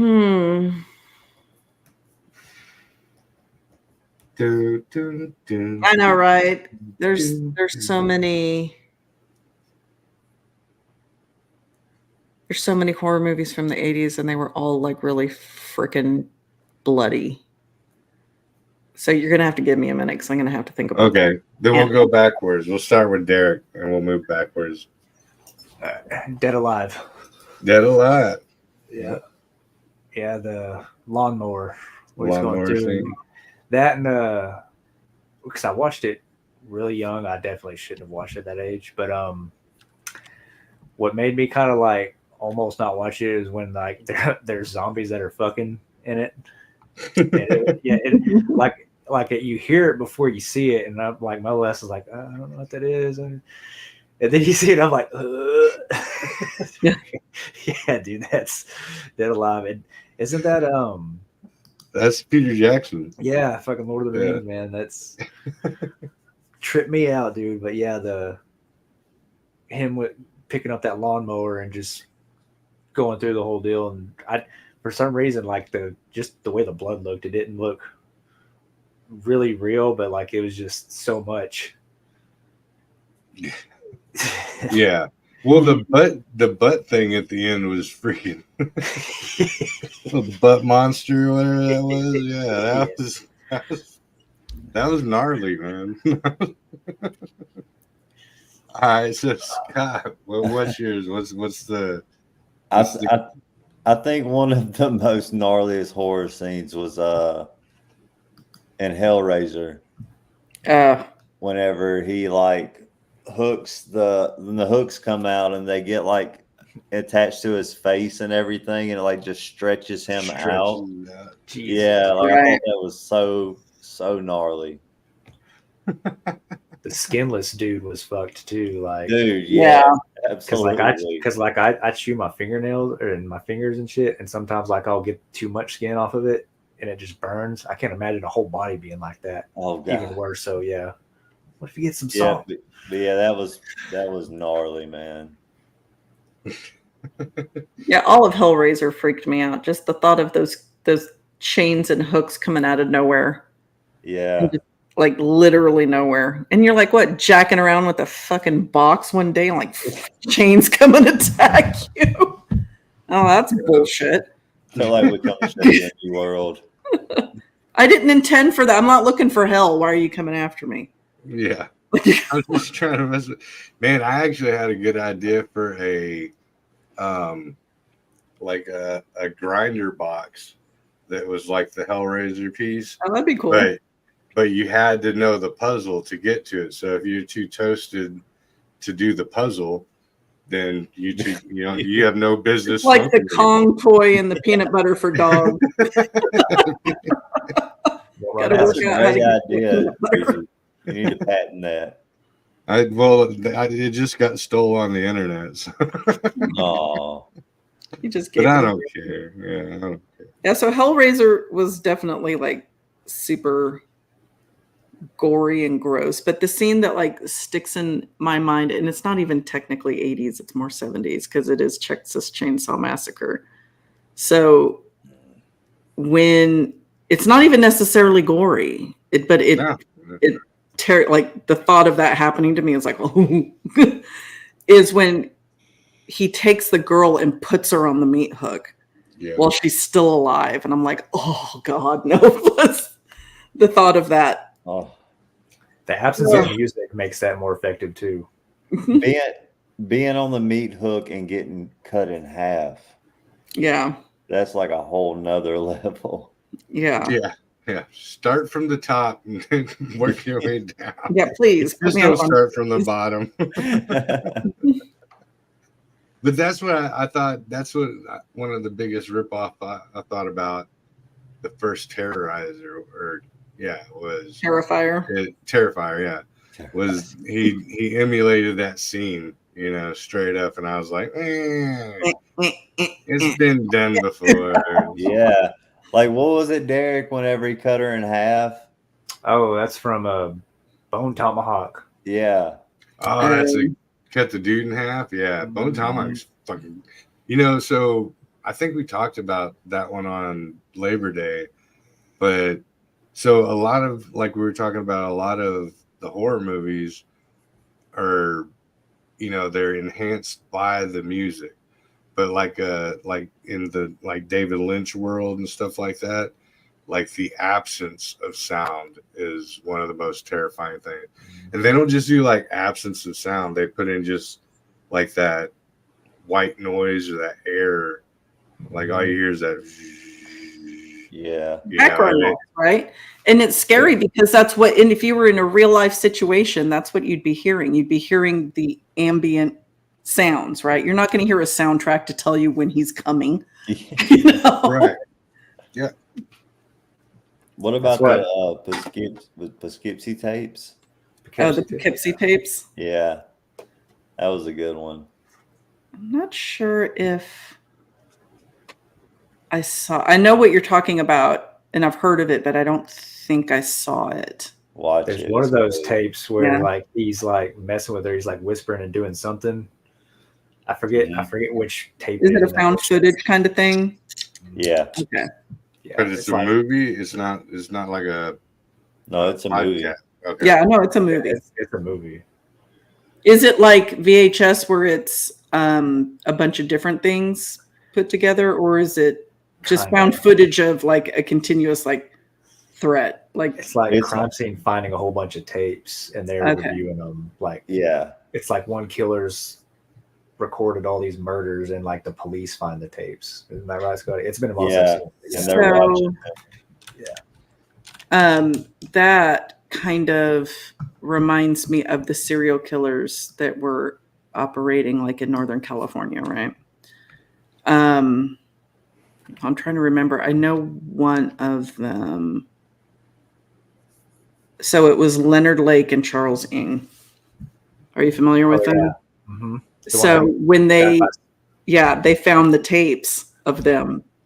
So when when he killed himself with cyanide, right? Yeah, In they called him interrogation. shoplifting, and he had the I don't know, Cyanide like capsule. CIA cyanide tablet in his back tooth or something. And he asked for a glass of water. Yeah. And he offed himself. And then Eng played the system for a long time, like switching lawyers halfway through the trial. It took him forever to prosecute the asshole. But they found like the footage of all this crazy stuff that he was doing to people in the is it the toy box murder? Right. He was filming them too. The toolbox murders was based on the speed killers, right? So no, this is the toy box. I thought it was not toolbox, toy box. Oh, he had like a trailer or like a shipping container like out in the middle of nowhere, and he had it rigged up, and he was offing women in there.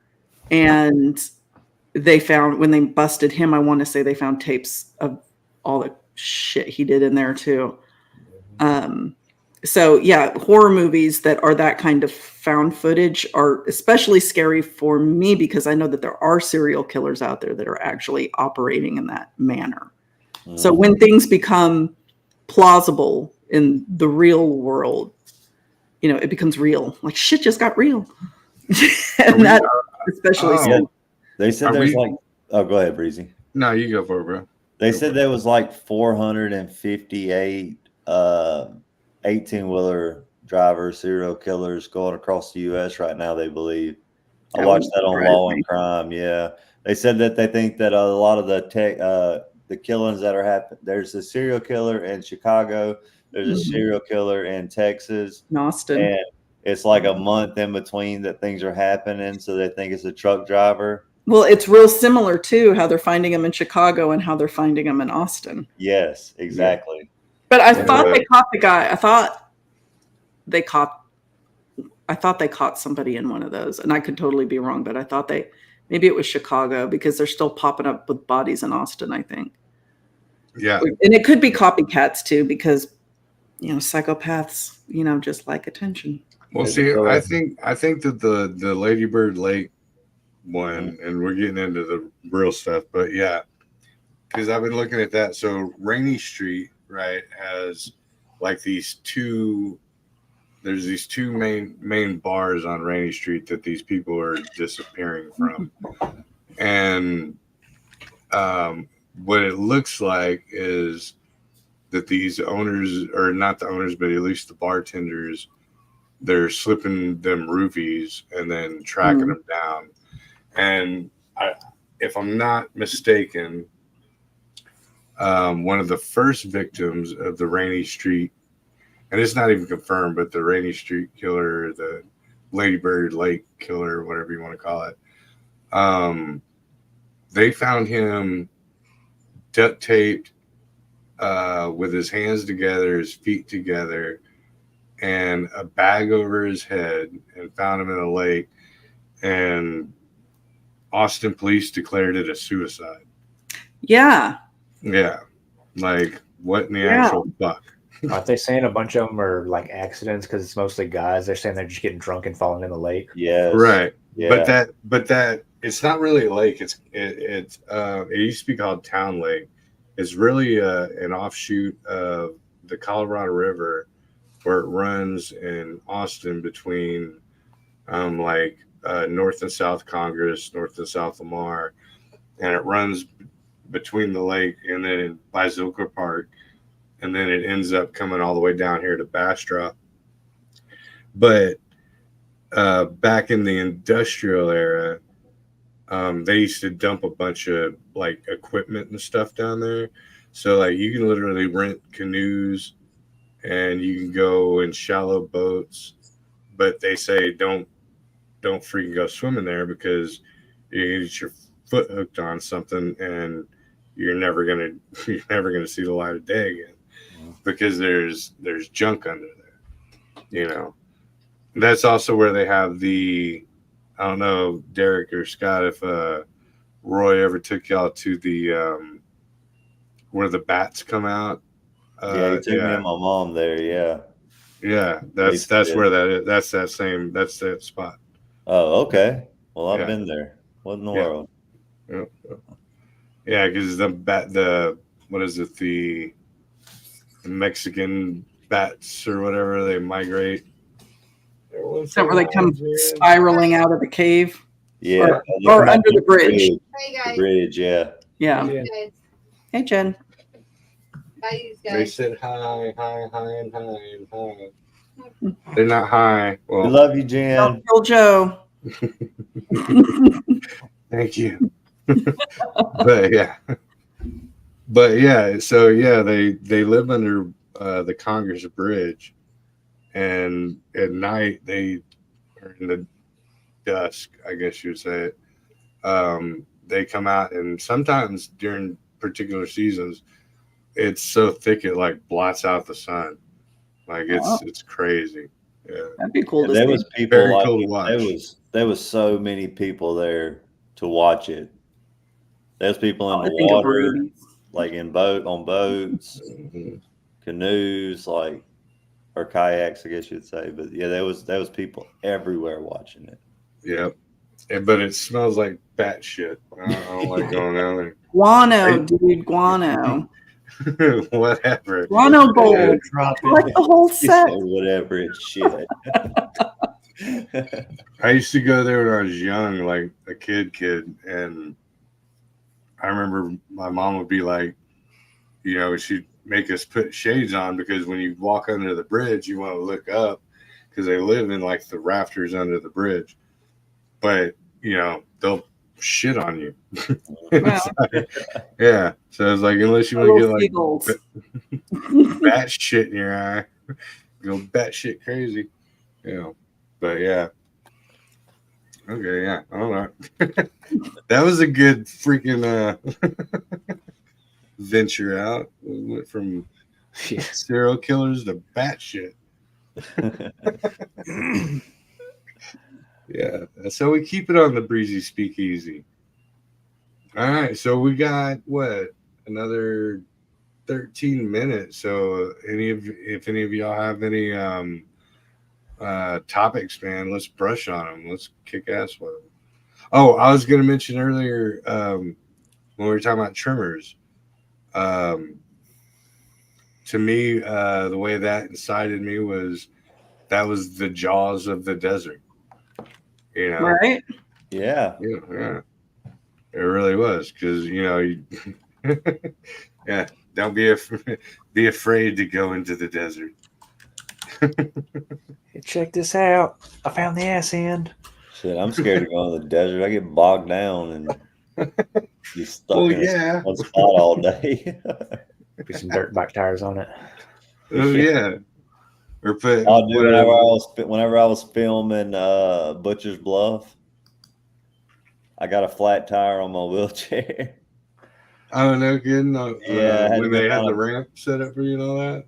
Yeah, I had to go find. No, that was Country Club. Oh, Country Club. Okay. Yeah. Country Bluff. No, Butcher's Bluff. No, I got a flat tire. I had to find a bicycle shop in Austin to go get a tire put on my wheelchair.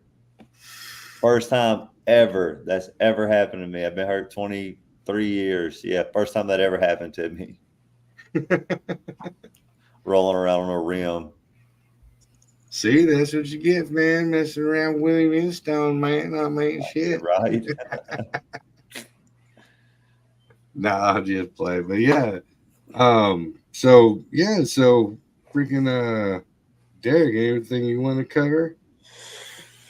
All right, we got a minute. Or Monica, you too, whichever one of y'all's brains jogs first. How about obscure movies from the 80s? Obscure horror movies. Like something you don't think anybody has seen. Not necessarily the best movie, but something that we should check out. Obscure Horror. We're not talking like Munchies or anything like that. We're talking. Yeah, do whatever. Toxic Avenger. You can be whatever. That's always a good one for somebody who hasn't seen it. Old Toxie. Yeah. So I'll throw one out. Okay, so it's been like swimming around in my noggin for a minute, and it pops in and pops out and pops in and pops out. And I saw it like maybe twice back in the 80s when it came out. It came out in 89, Robert Englund, Phantom of the Opera. Do you guys remember that? Do you remember seeing that? So I'm not saying it stands out as a great movie, but I remember thinking, oh, that's different. That's interesting. But that's a remake also, right? Because that was originally Lon Chaney. Mm-hmm. Oh yeah, it's a remake. Yeah, for sure. But it's got Robert Englund in it. I remember Robert Englund. Yeah, I remember. Okay, I got one. I don't particularly remember that one, but Eaten Alive. And that's not 80s. I think that's late 70s. But that's Robert Englund. I think it's his first movie. Yeah. And it also has Marilyn Burns, or not. Yeah, right? Am I right, guys? The chick from Texas Chainsaw Massacre. I keep thinking Burgess Meredith, but yeah, Marilyn Burns. Marilyn Burns, yeah. Yeah. That's a good one. So that actually started out as, I remember that being advertised. It wasn't Eaten Alive when it was advertised like on TV when they would do the movies. It was Legend of the Bayou. And then it got changed to Eaten Alive. See, I didn't even realize that movie existed until probably about 5 years ago, and I watched it. And one thing I noticed when I comparing it to, because that's Tobe Hooper, right? Mm-hmm. And comparing it to Texas Chainsaw Massacre, I think, God rest his soul, and I'm not talking crap, but I think he had a thing for putting Marilyn Burns through some horrific, like he was in both of those movies. He was beating the shit out of that girl, and I think, and they were like together. I guess you could say. I don't know if they were officially together or just getting some nookie or whatever. But yeah, I think he just had like a sadist kind of a thing for her because. Dude, that whole scene where she's tied to the bed and all that, and when dude grabs her with the shower curtain, and it's freaking violent, dude. And it reminds me of Texas Chainsaw. I'm like, how much did that poor girl have to to suffer? You know what I mean? Somebody in the chat mentioned Rawhead Rex, which was another good one. If you haven't, not this. Check it out. It's from the Books of Blood. It was a short story in Books of Blood, and they made it into a movie, and it's awesome. It's a good one, and it's pretty gory. So, Scott, what obscure movie do people not know about that you find appealing, so to say? Jen made this with cream soda, so this is going down really quick. Like, how are you going to put vanilla rum with vanilla soda that's sweet and sugary and not expect Breezy to, like, chug it? It's ridiculous. You said it. Does it have to be 80s? No. Yeah. Well, let's go old school. Yeah. Okay. Old 70s. school. Well, it's old school, but I don't think it's that old. But it's also a horror comedy. Fuck you. Right? Like, they're not that old, dude. Like, I was gonna like Idle Hands was a great. Oh, that was a good one. Yeah. That was a good one. It's Mighty Joe Bong. Yeah. So, dude, the ashtray, I believe. This, no.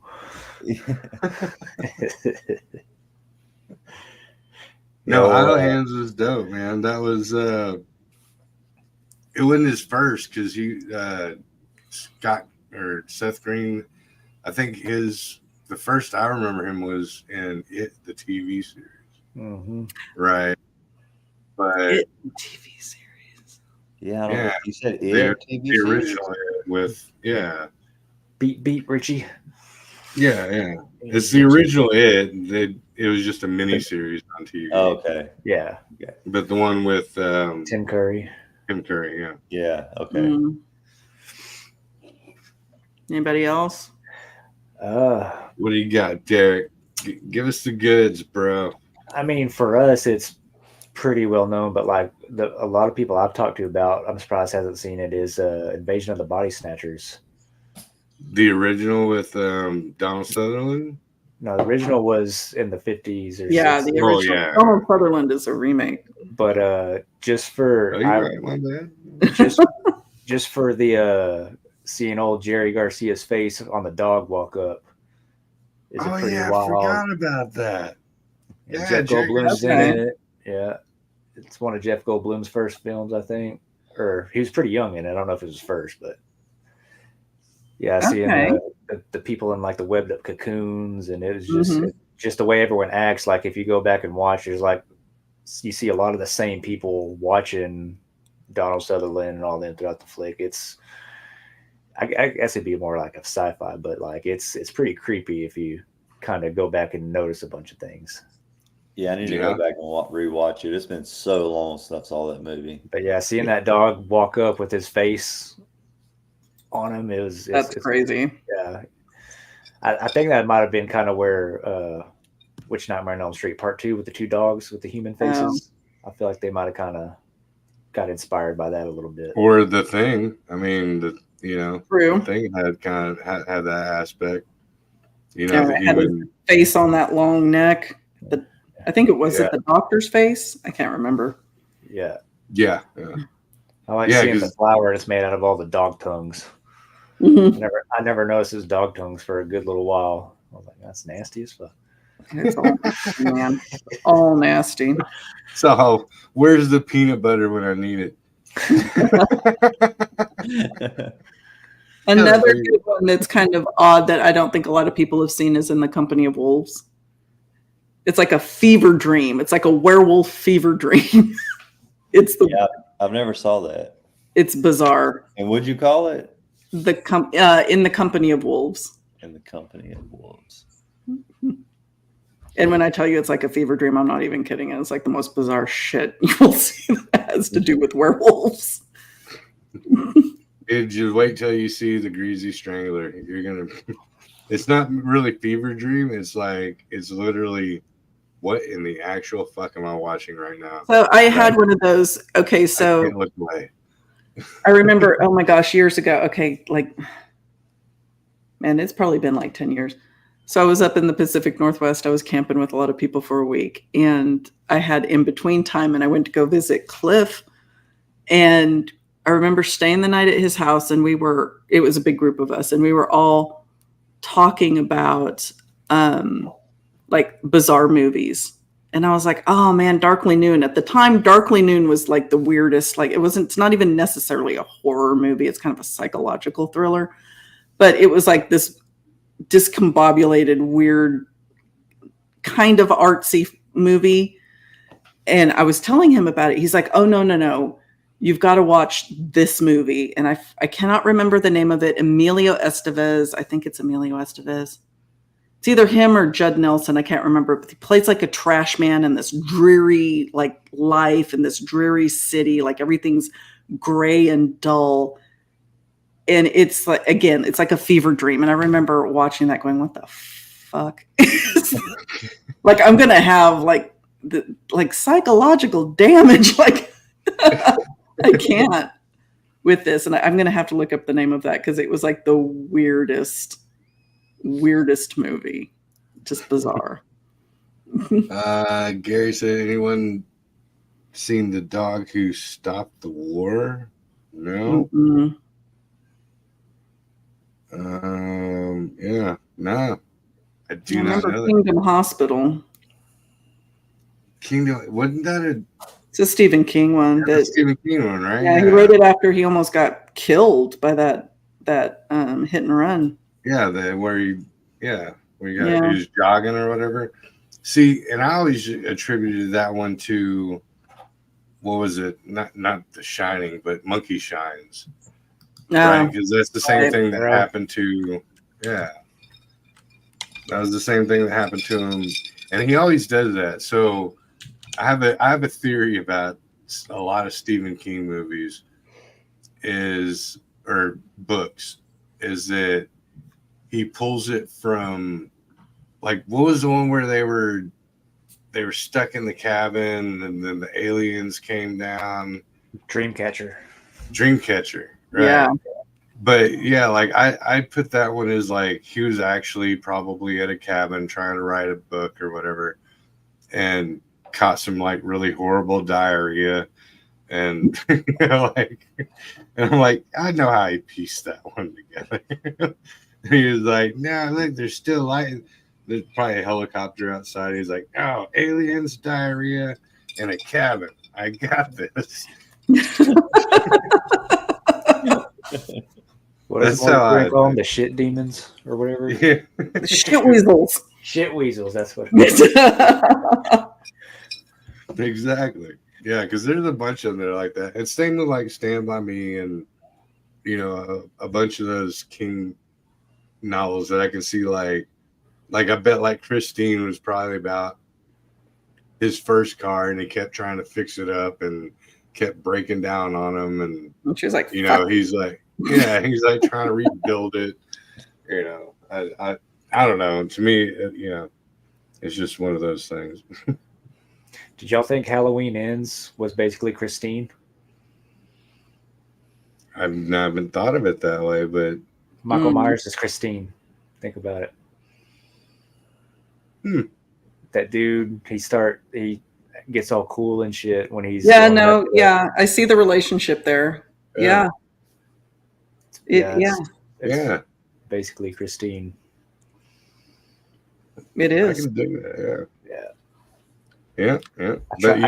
I try to find ways to like that movie, and it's really hard. Yeah, the last three were. I didn't like the last one. I liked the two leading up to it because it was fast paced. Like, it didn't fuck around. Like, it was immediately like murder, out of the gate. Like, just it was popping. Somebody did make an alter, like fix the ending of Ends. You know, when she's talking about her book or whatever, which goes back to music making movies. Well, when it shows the mask, somebody photoshopped the silver shamrock thing in the neck, and it played the cherry pumpkins going out. I was like, see, that would have made the whole movie okay if that would have ended that way. Not really, right. But I would have been happy a little bit. How did y'all? I mean, I know we're a little bit past time, but how did y'all actually feel about part 3? That's a very good question amongst horror movie fans, because originally the Halloweens were meant to have an anthology series. It was supposed to be different antagonists and different stories for each Halloween. You know, it wasn't supposed to just be Michael Myers. So to me, it kind of like Nightmare on Elm Street 1 went into 2, but then it got regained by Wes Craven in 3. So kind of the same concept. Like, how did y'all actually feel about the Halloween that doesn't have Michael Myers in it? And we'll go ladies first, of course. Right. Okay. I still don't like it. I haven't watched it in quite a while, but I've tried to watch it a few times and I can't stand it. I remember when it first came out, I was like, this is some bullshit. Because, you know, it's a franchise, and at this point, you're expecting like the same, you know, killer or whatever it is based on the franchise keep popping up, right? I'm expecting to see Michael Myers at any moment. The fuck is Michael Myers? I'm watching some dipshit kids with masks on in front of a stupid flashing shamrock thing. And I was a kid at the time. I wasn't horrified by the thought of other kids dying. I was like, they're assholes. Yeah. You know, it didn't bother me as a kid. And I mean, I might feel differently as an adult and I haven't watched it just because of the reaction I had, you know, in my younger years watching it, thinking this is stupid. You know, they've got this dude running around freaking out about masks, evil corporations. and robots and shit. Yeah, I was like, that's oh, it's not scary to me. yeah. I felt the same way. I'm not a fan of the third one at all. I've tried to watch it several times and just I wouldn't get but maybe 30, 45 minutes in it and turn it off. What about you, Derek? I initially didn't like it because, like everybody, you expected Michael Myers. But Yeah. as I got older, I appreciated it a lot more, especially because the score is good, the effects and stuff are really good. Like especially having like live snakes coming out of the mask and all the bugs and shit. Like it's pretty wild. But I think if that would have been the second movie and they went with, along with what you're saying, a different one every time, it would probably be welcomed a little better. Yeah, I think so. But also them staying with my Michael Myers doing the Halloweens, I think that's what spawned Body Bags, because he kind of got to do that with Body Bags. He was kind of like how he was the coroner, which is kind of like the crypt keeper, and he told a different story. So Man, I haven't seen that in a minute. Body Bags is dope. Yeah. Seeing John Carpenter in that makeup and doing that was probably the best part of all of it, which I wish there could have been more to it of him doing that. But yeah, it was pretty good.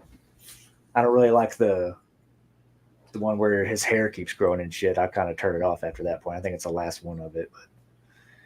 I'm trying to remember. Yeah, I know I've seen it. I'm trying to remember any of them. The first part of the story is like this girl gets a new job at like a gas station deal, and like she's getting stalked by a killer, and it ends up being the first shift guy. Yeah, it was pretty good. And then I don't know if I remember the second one, but yeah, the one with the dude wanting his hair, it was just I was like, oh, all right, we're done. Must have been, I don't know. Right. Right on. Well, it's already been past the 2-hour mark, and I know Monica's had a long day, and I don't want to keep her too much, but we'll go ahead and call it. After we end it, we usually hang out a little bit backstage just to shoot the shit, and if y'all want to, if y'all got a couple minutes afterwards, we'll do it. If not, that's all good too. So we'll go backwards. So Derek, anything you want to say to the chat, or any kind of peace, love, and prosperities you want to give out? Go ahead and shoot your spiel. I just kind of enjoy. It's only the second time on here, but I've been enjoying doing it. The first time was kind of rough, but now that I got a little setup, it's been nice. It's basically just conversing like we're at the gas station and stuff. I do say that me and Scotty, once I get up towards or moved up to Michigan, me and Scotty are going to start our own little deal and try to get going like y'all are, stick on horror subjects and sweet other things. So hopefully we get that together soon and we can bounce off of each other. Absolutely. We'll come visit y'all and y'all's and be guests on y'all's, and we'll direct people that way. Yeah. Oh, yeah. And just one thing about it, just don't take it serious. Because YouTube's like Facebook. It's so fucking full of shit that people think that it's something that it isn't. And we all know that you can't carry none of these subs and likes with you. So, if you got haters, you got haters. And that's my advice. Just do you. Yeah. Do it for the fun of it. Oh, yeah. I think our first subject's going to be remakes versus originals. There you go. Ooh, that's a good one. That's a good one. Yeah. So we're going to work on that. And we'll be in a pretty good setup downstairs. I was planning on setting up down there, but like I told y'all earlier, my stair lift chair, I got on it to go downstairs to get set up, and it stopped working. Like I went about 3 foot down the steps and it stopped working. Oh shit! So I was stuck, so I had to call my neighbor to come over and pick me up and carry me up the steps and put me in my chair. So that's why that's why I'm in the living room and not in the downstairs in the lair. You need to hardwire that motherfucker, man. Dude, look, I hardly, to be honest with you, I don't go down there a lot during the summertime because it's so nice out. I'm an outside person. I like being outside. So I don't go down a lot in the summertime. But in the wintertime, I stay down there because it snows here and everything else. I don't get to go outside. Well, it's fisting to get close to winter, and I want to use my chair, and I go down, and it stops working. I'm like, are you kidding me? Never use it. Use it now, and it quits working. It's like, no. Yeah. I'll fly up there and I'll hardwire that thing. You'll be good, man. Oh, we have no electrician. Yeah. I can do that. If he hardwires it, I'll be like the woman on the Gremlins. Straight up shot Right through the roof. Damn right. Well, yeah, man. We look forward to it, to seeing y'all together, man, because that's going to be a dope show. So keep in touch, and y'all are always welcome, on my show, and Monica's just like me. So, if we get to a point where we're like, what the fuck are we talking about tomorrow? I don't know. Well, we'll be happy to bring y'all on or on any platform. So yeah, no doubt. Because I'm guarantee you, like the day before my show, I'm like, what the fuck we're talking about? And I just put something on there. Yeah, no, seriously. She'll hit me up on like Wednesday. I got a like, full-time job. I have to think all day. I don't want to think when I come home. She'll be like, we're doing the Fae tomorrow. And then like 4 hours later, I'll get a text. No, we're doing HP Lovecraft. I'm like, so I thought that would be easy because I know so much. But then we started doing it. I'm like, oh, fuck. I can go in so many directions. Like a squirrel in an intersection. Like, I don't know where to go. I don't know where to go. There's too many directions. Y'all are well above my head when y'all talk about Lovecraft. I don't know anything about that. Well, you got to get schooled, man. I do. Like, I don't know anything about it. You can watch the show. I recommend some stories to read to start out. But there's a lot of movies that are Lovecraftian. Oh yeah, I got started on the Nameless 2 last night. Did you? Yeah, I got like 4 shots and about 3 beers into it, and then I was like, remember any of it? Yeah, I do. Okay. But I didn't get too far into it. I was like, man, I gotta go wash my nuggets and go watch DBs is my call it a day. Yeah, I would have gone more vulgar with it, but we'll save that for Discord. But but yeah, no doubt. If y'all want to stick around for a little bit afterwards, we'll be hanging out backstage for at least a little minute. Monica, backstage is where the fun is. It's where the fun is. Or the Monica, tour bus, where you get punched in the boob by the lead singer. So my friend who tours with them, they're coming. I think I told you they're coming back around. He's like, "Hey, let's go hang out." And I was like, every time I talk to him, all I think of is "bam" right in the boob. So I think everybody here knows. Like, check out our Paranormal World. It's right. Well, if you don't know, damn it, I was pointing. I was getting good at it until tonight. Right there. Go check that out. Right there. Our Paranormal World. And there's several of them on YouTube. So all you have to do is in the search engine, type in at symbol and Monica's, plural, Monica's Paranormal World, and it'll take you right to me. And I do our lives, right? Joe and I's lives. And then I also do little short nuggets for you where I talk about different fae and different legends and stuff where just give you 90 seconds of facts and fun. So check it out. Yep. She's subscribed. Oh, did you? Thank you. Yes, ma'am. One new subscriber. Thank you. Monica's the OG cryptid and paranormal. I'm more of a everything weird and horror movies. So we make a good team. Yeah. But yeah.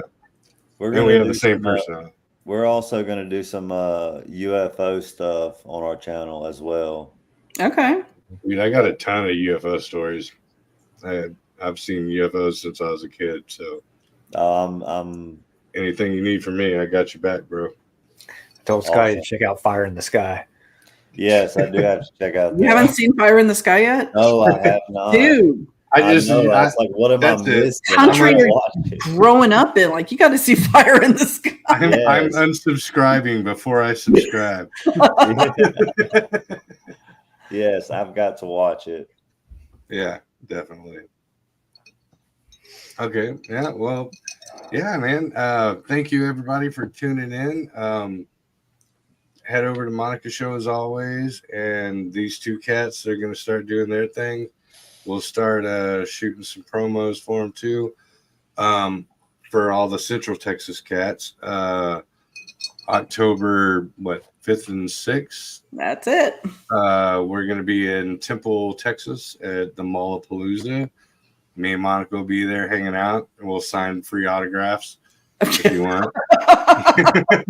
Sure. Come hang out with us 80s style at the mall in Temple, Texas. Yeah. Well, if you're hanging out at a mall, it's definitely 80s. I don't know. But I remember the malls in the 80s. They were packed. they were jamming. Yeah. Jamming with literally jams. Remember Yeah. jams? Yeah. So, but yeah, so we'll be out there. We're gonna have live pro wrestling there. If you get the VIP tickets, there's gonna be I'm going to take on Joe. yeah, there's gonna yeah. There's gonna be Wrestling. wrestling, wrestling girl. Ooh, yes. But yeah, there's gonna be for the VIP cats. There's gonna be movie screenings Friday night, VIP party Saturday night at a bar that has open old school arcade games, and so you just once you get the ticket, you're in for free, and just hanging out at the bar, doing shots and drinking booze and playing Teenage Mutant Ninja Turtles on the original arcade and stuff like that. It's going to be awesome. Oh, yeah. Do they got And- Dance Dance Revolution? What's that? Do they got Dance Dance Revolution? No, I doubt it. I don't know. Me? Damn. You're not going to win That's at that. Damn. They got Centipede and Pac-Man. If Can't you, go do wrong Dan- with Pac-Man. if you do Dance Dance Revolution, you're going to have to put your ankles on Derek's shoulders. And You'd be Hey, surprised I what might me and be Scotty like, can hey, accomplish. Look, don't be hating. I could be like the guy on Scary. What was it? Scary movie too. Yeah. Oh, that's right. Maybe break Hey, dance. let's I try can do it myself. take a shot. I You do know, it help! myself. I can do it myself. I can do it myself. I forgot about that. I some my own salad. I got it. Yeah. I was fixing to reach down and try to pick my legs up, but it'd be too much work. Scotty, we need to get you some fake legs so that way you can do that and people think it's your legs. Oh, heck yeah. I'll go buy some khaki pants and I'll stuff them with straw. So some There you shoes go. onto the bottom. Oh shit! And then so October 26th and 27th out at the gas station. You can look it up at www.texasgasstation.com. We're gonna have the cats from the Greasy Strangler out there, and that's also literally my birthday. So the October Is it 27th. really? October 27th is my birthday. If you look on Facebook, it says my birthday's on February 14th. 19. It's like It's 19. live. No, it's like 100 years before. It's like 1904 because that was the first. That was the first time I went professional in my music industry. Was 100 years ago. 2000.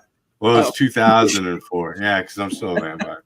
But it was Okay. 2004, and so you couldn't actually be a minor on Facebook. So everyone on February 14th goes, happy birthday, Breezy. And I'm like, yeah, obviously I don't know you that well because that's not my birthday. It sure isn't. But anyway, yeah, so come and join us, come kick it. And as always, Thursdays on Our Paranormal World, we're doing Monica's channel, and then on every Friday we're doing the Breezy Speakeasy. I can't speak for Halloween because me and Monica are both huge fans of Halloween, so we might be like, "Screw you guys, I'm Halloween." Yeah. So I'm gonna be But- out. Yeah. yeah, for real. I don't know. I might because I'm gonna be dressing up that day. Yeah, So I figured you'd be MIA. dude, I'm dressing up for work. Like I own that shit at work. Yeah, And my son likes to go trick-or-treating, but I'm getting kind of burned out on the whole trick-or-treating bullshit. So yeah. I might send him out with my husband and I'll just hop on here all dressed up like a vampire. I have to go to an optometrist to get my eyes measured to get contact lenses. I've never done that, but it sounds awesome. Well, I don't want my eyes to fall out of my head and go blind. I don't want to I go just blind. get them from China. You go wrong. Just leeching lead into your eyeballs. Yeah, exactly. But I've been doing it for 20 years and I still only barely wear glasses. So. I am the person that would get the fucked up pair of lenses, just so you know. Like, that would be me. Just don't get the Solaris ones because if you wear them too long, your eyes don't breathe and you'll literally feel like you're peeling your eyeball out of your Yeah, I'm good. eyeball. Yeah, out of your skull. Yeah, no more than 4 hours. But anyway, to everyone out there, thank you so much for tuning in. We all appreciate it. And one love, God bless. Keep searching for the truth because it's out there, and eventually we'll figure it out. Peace.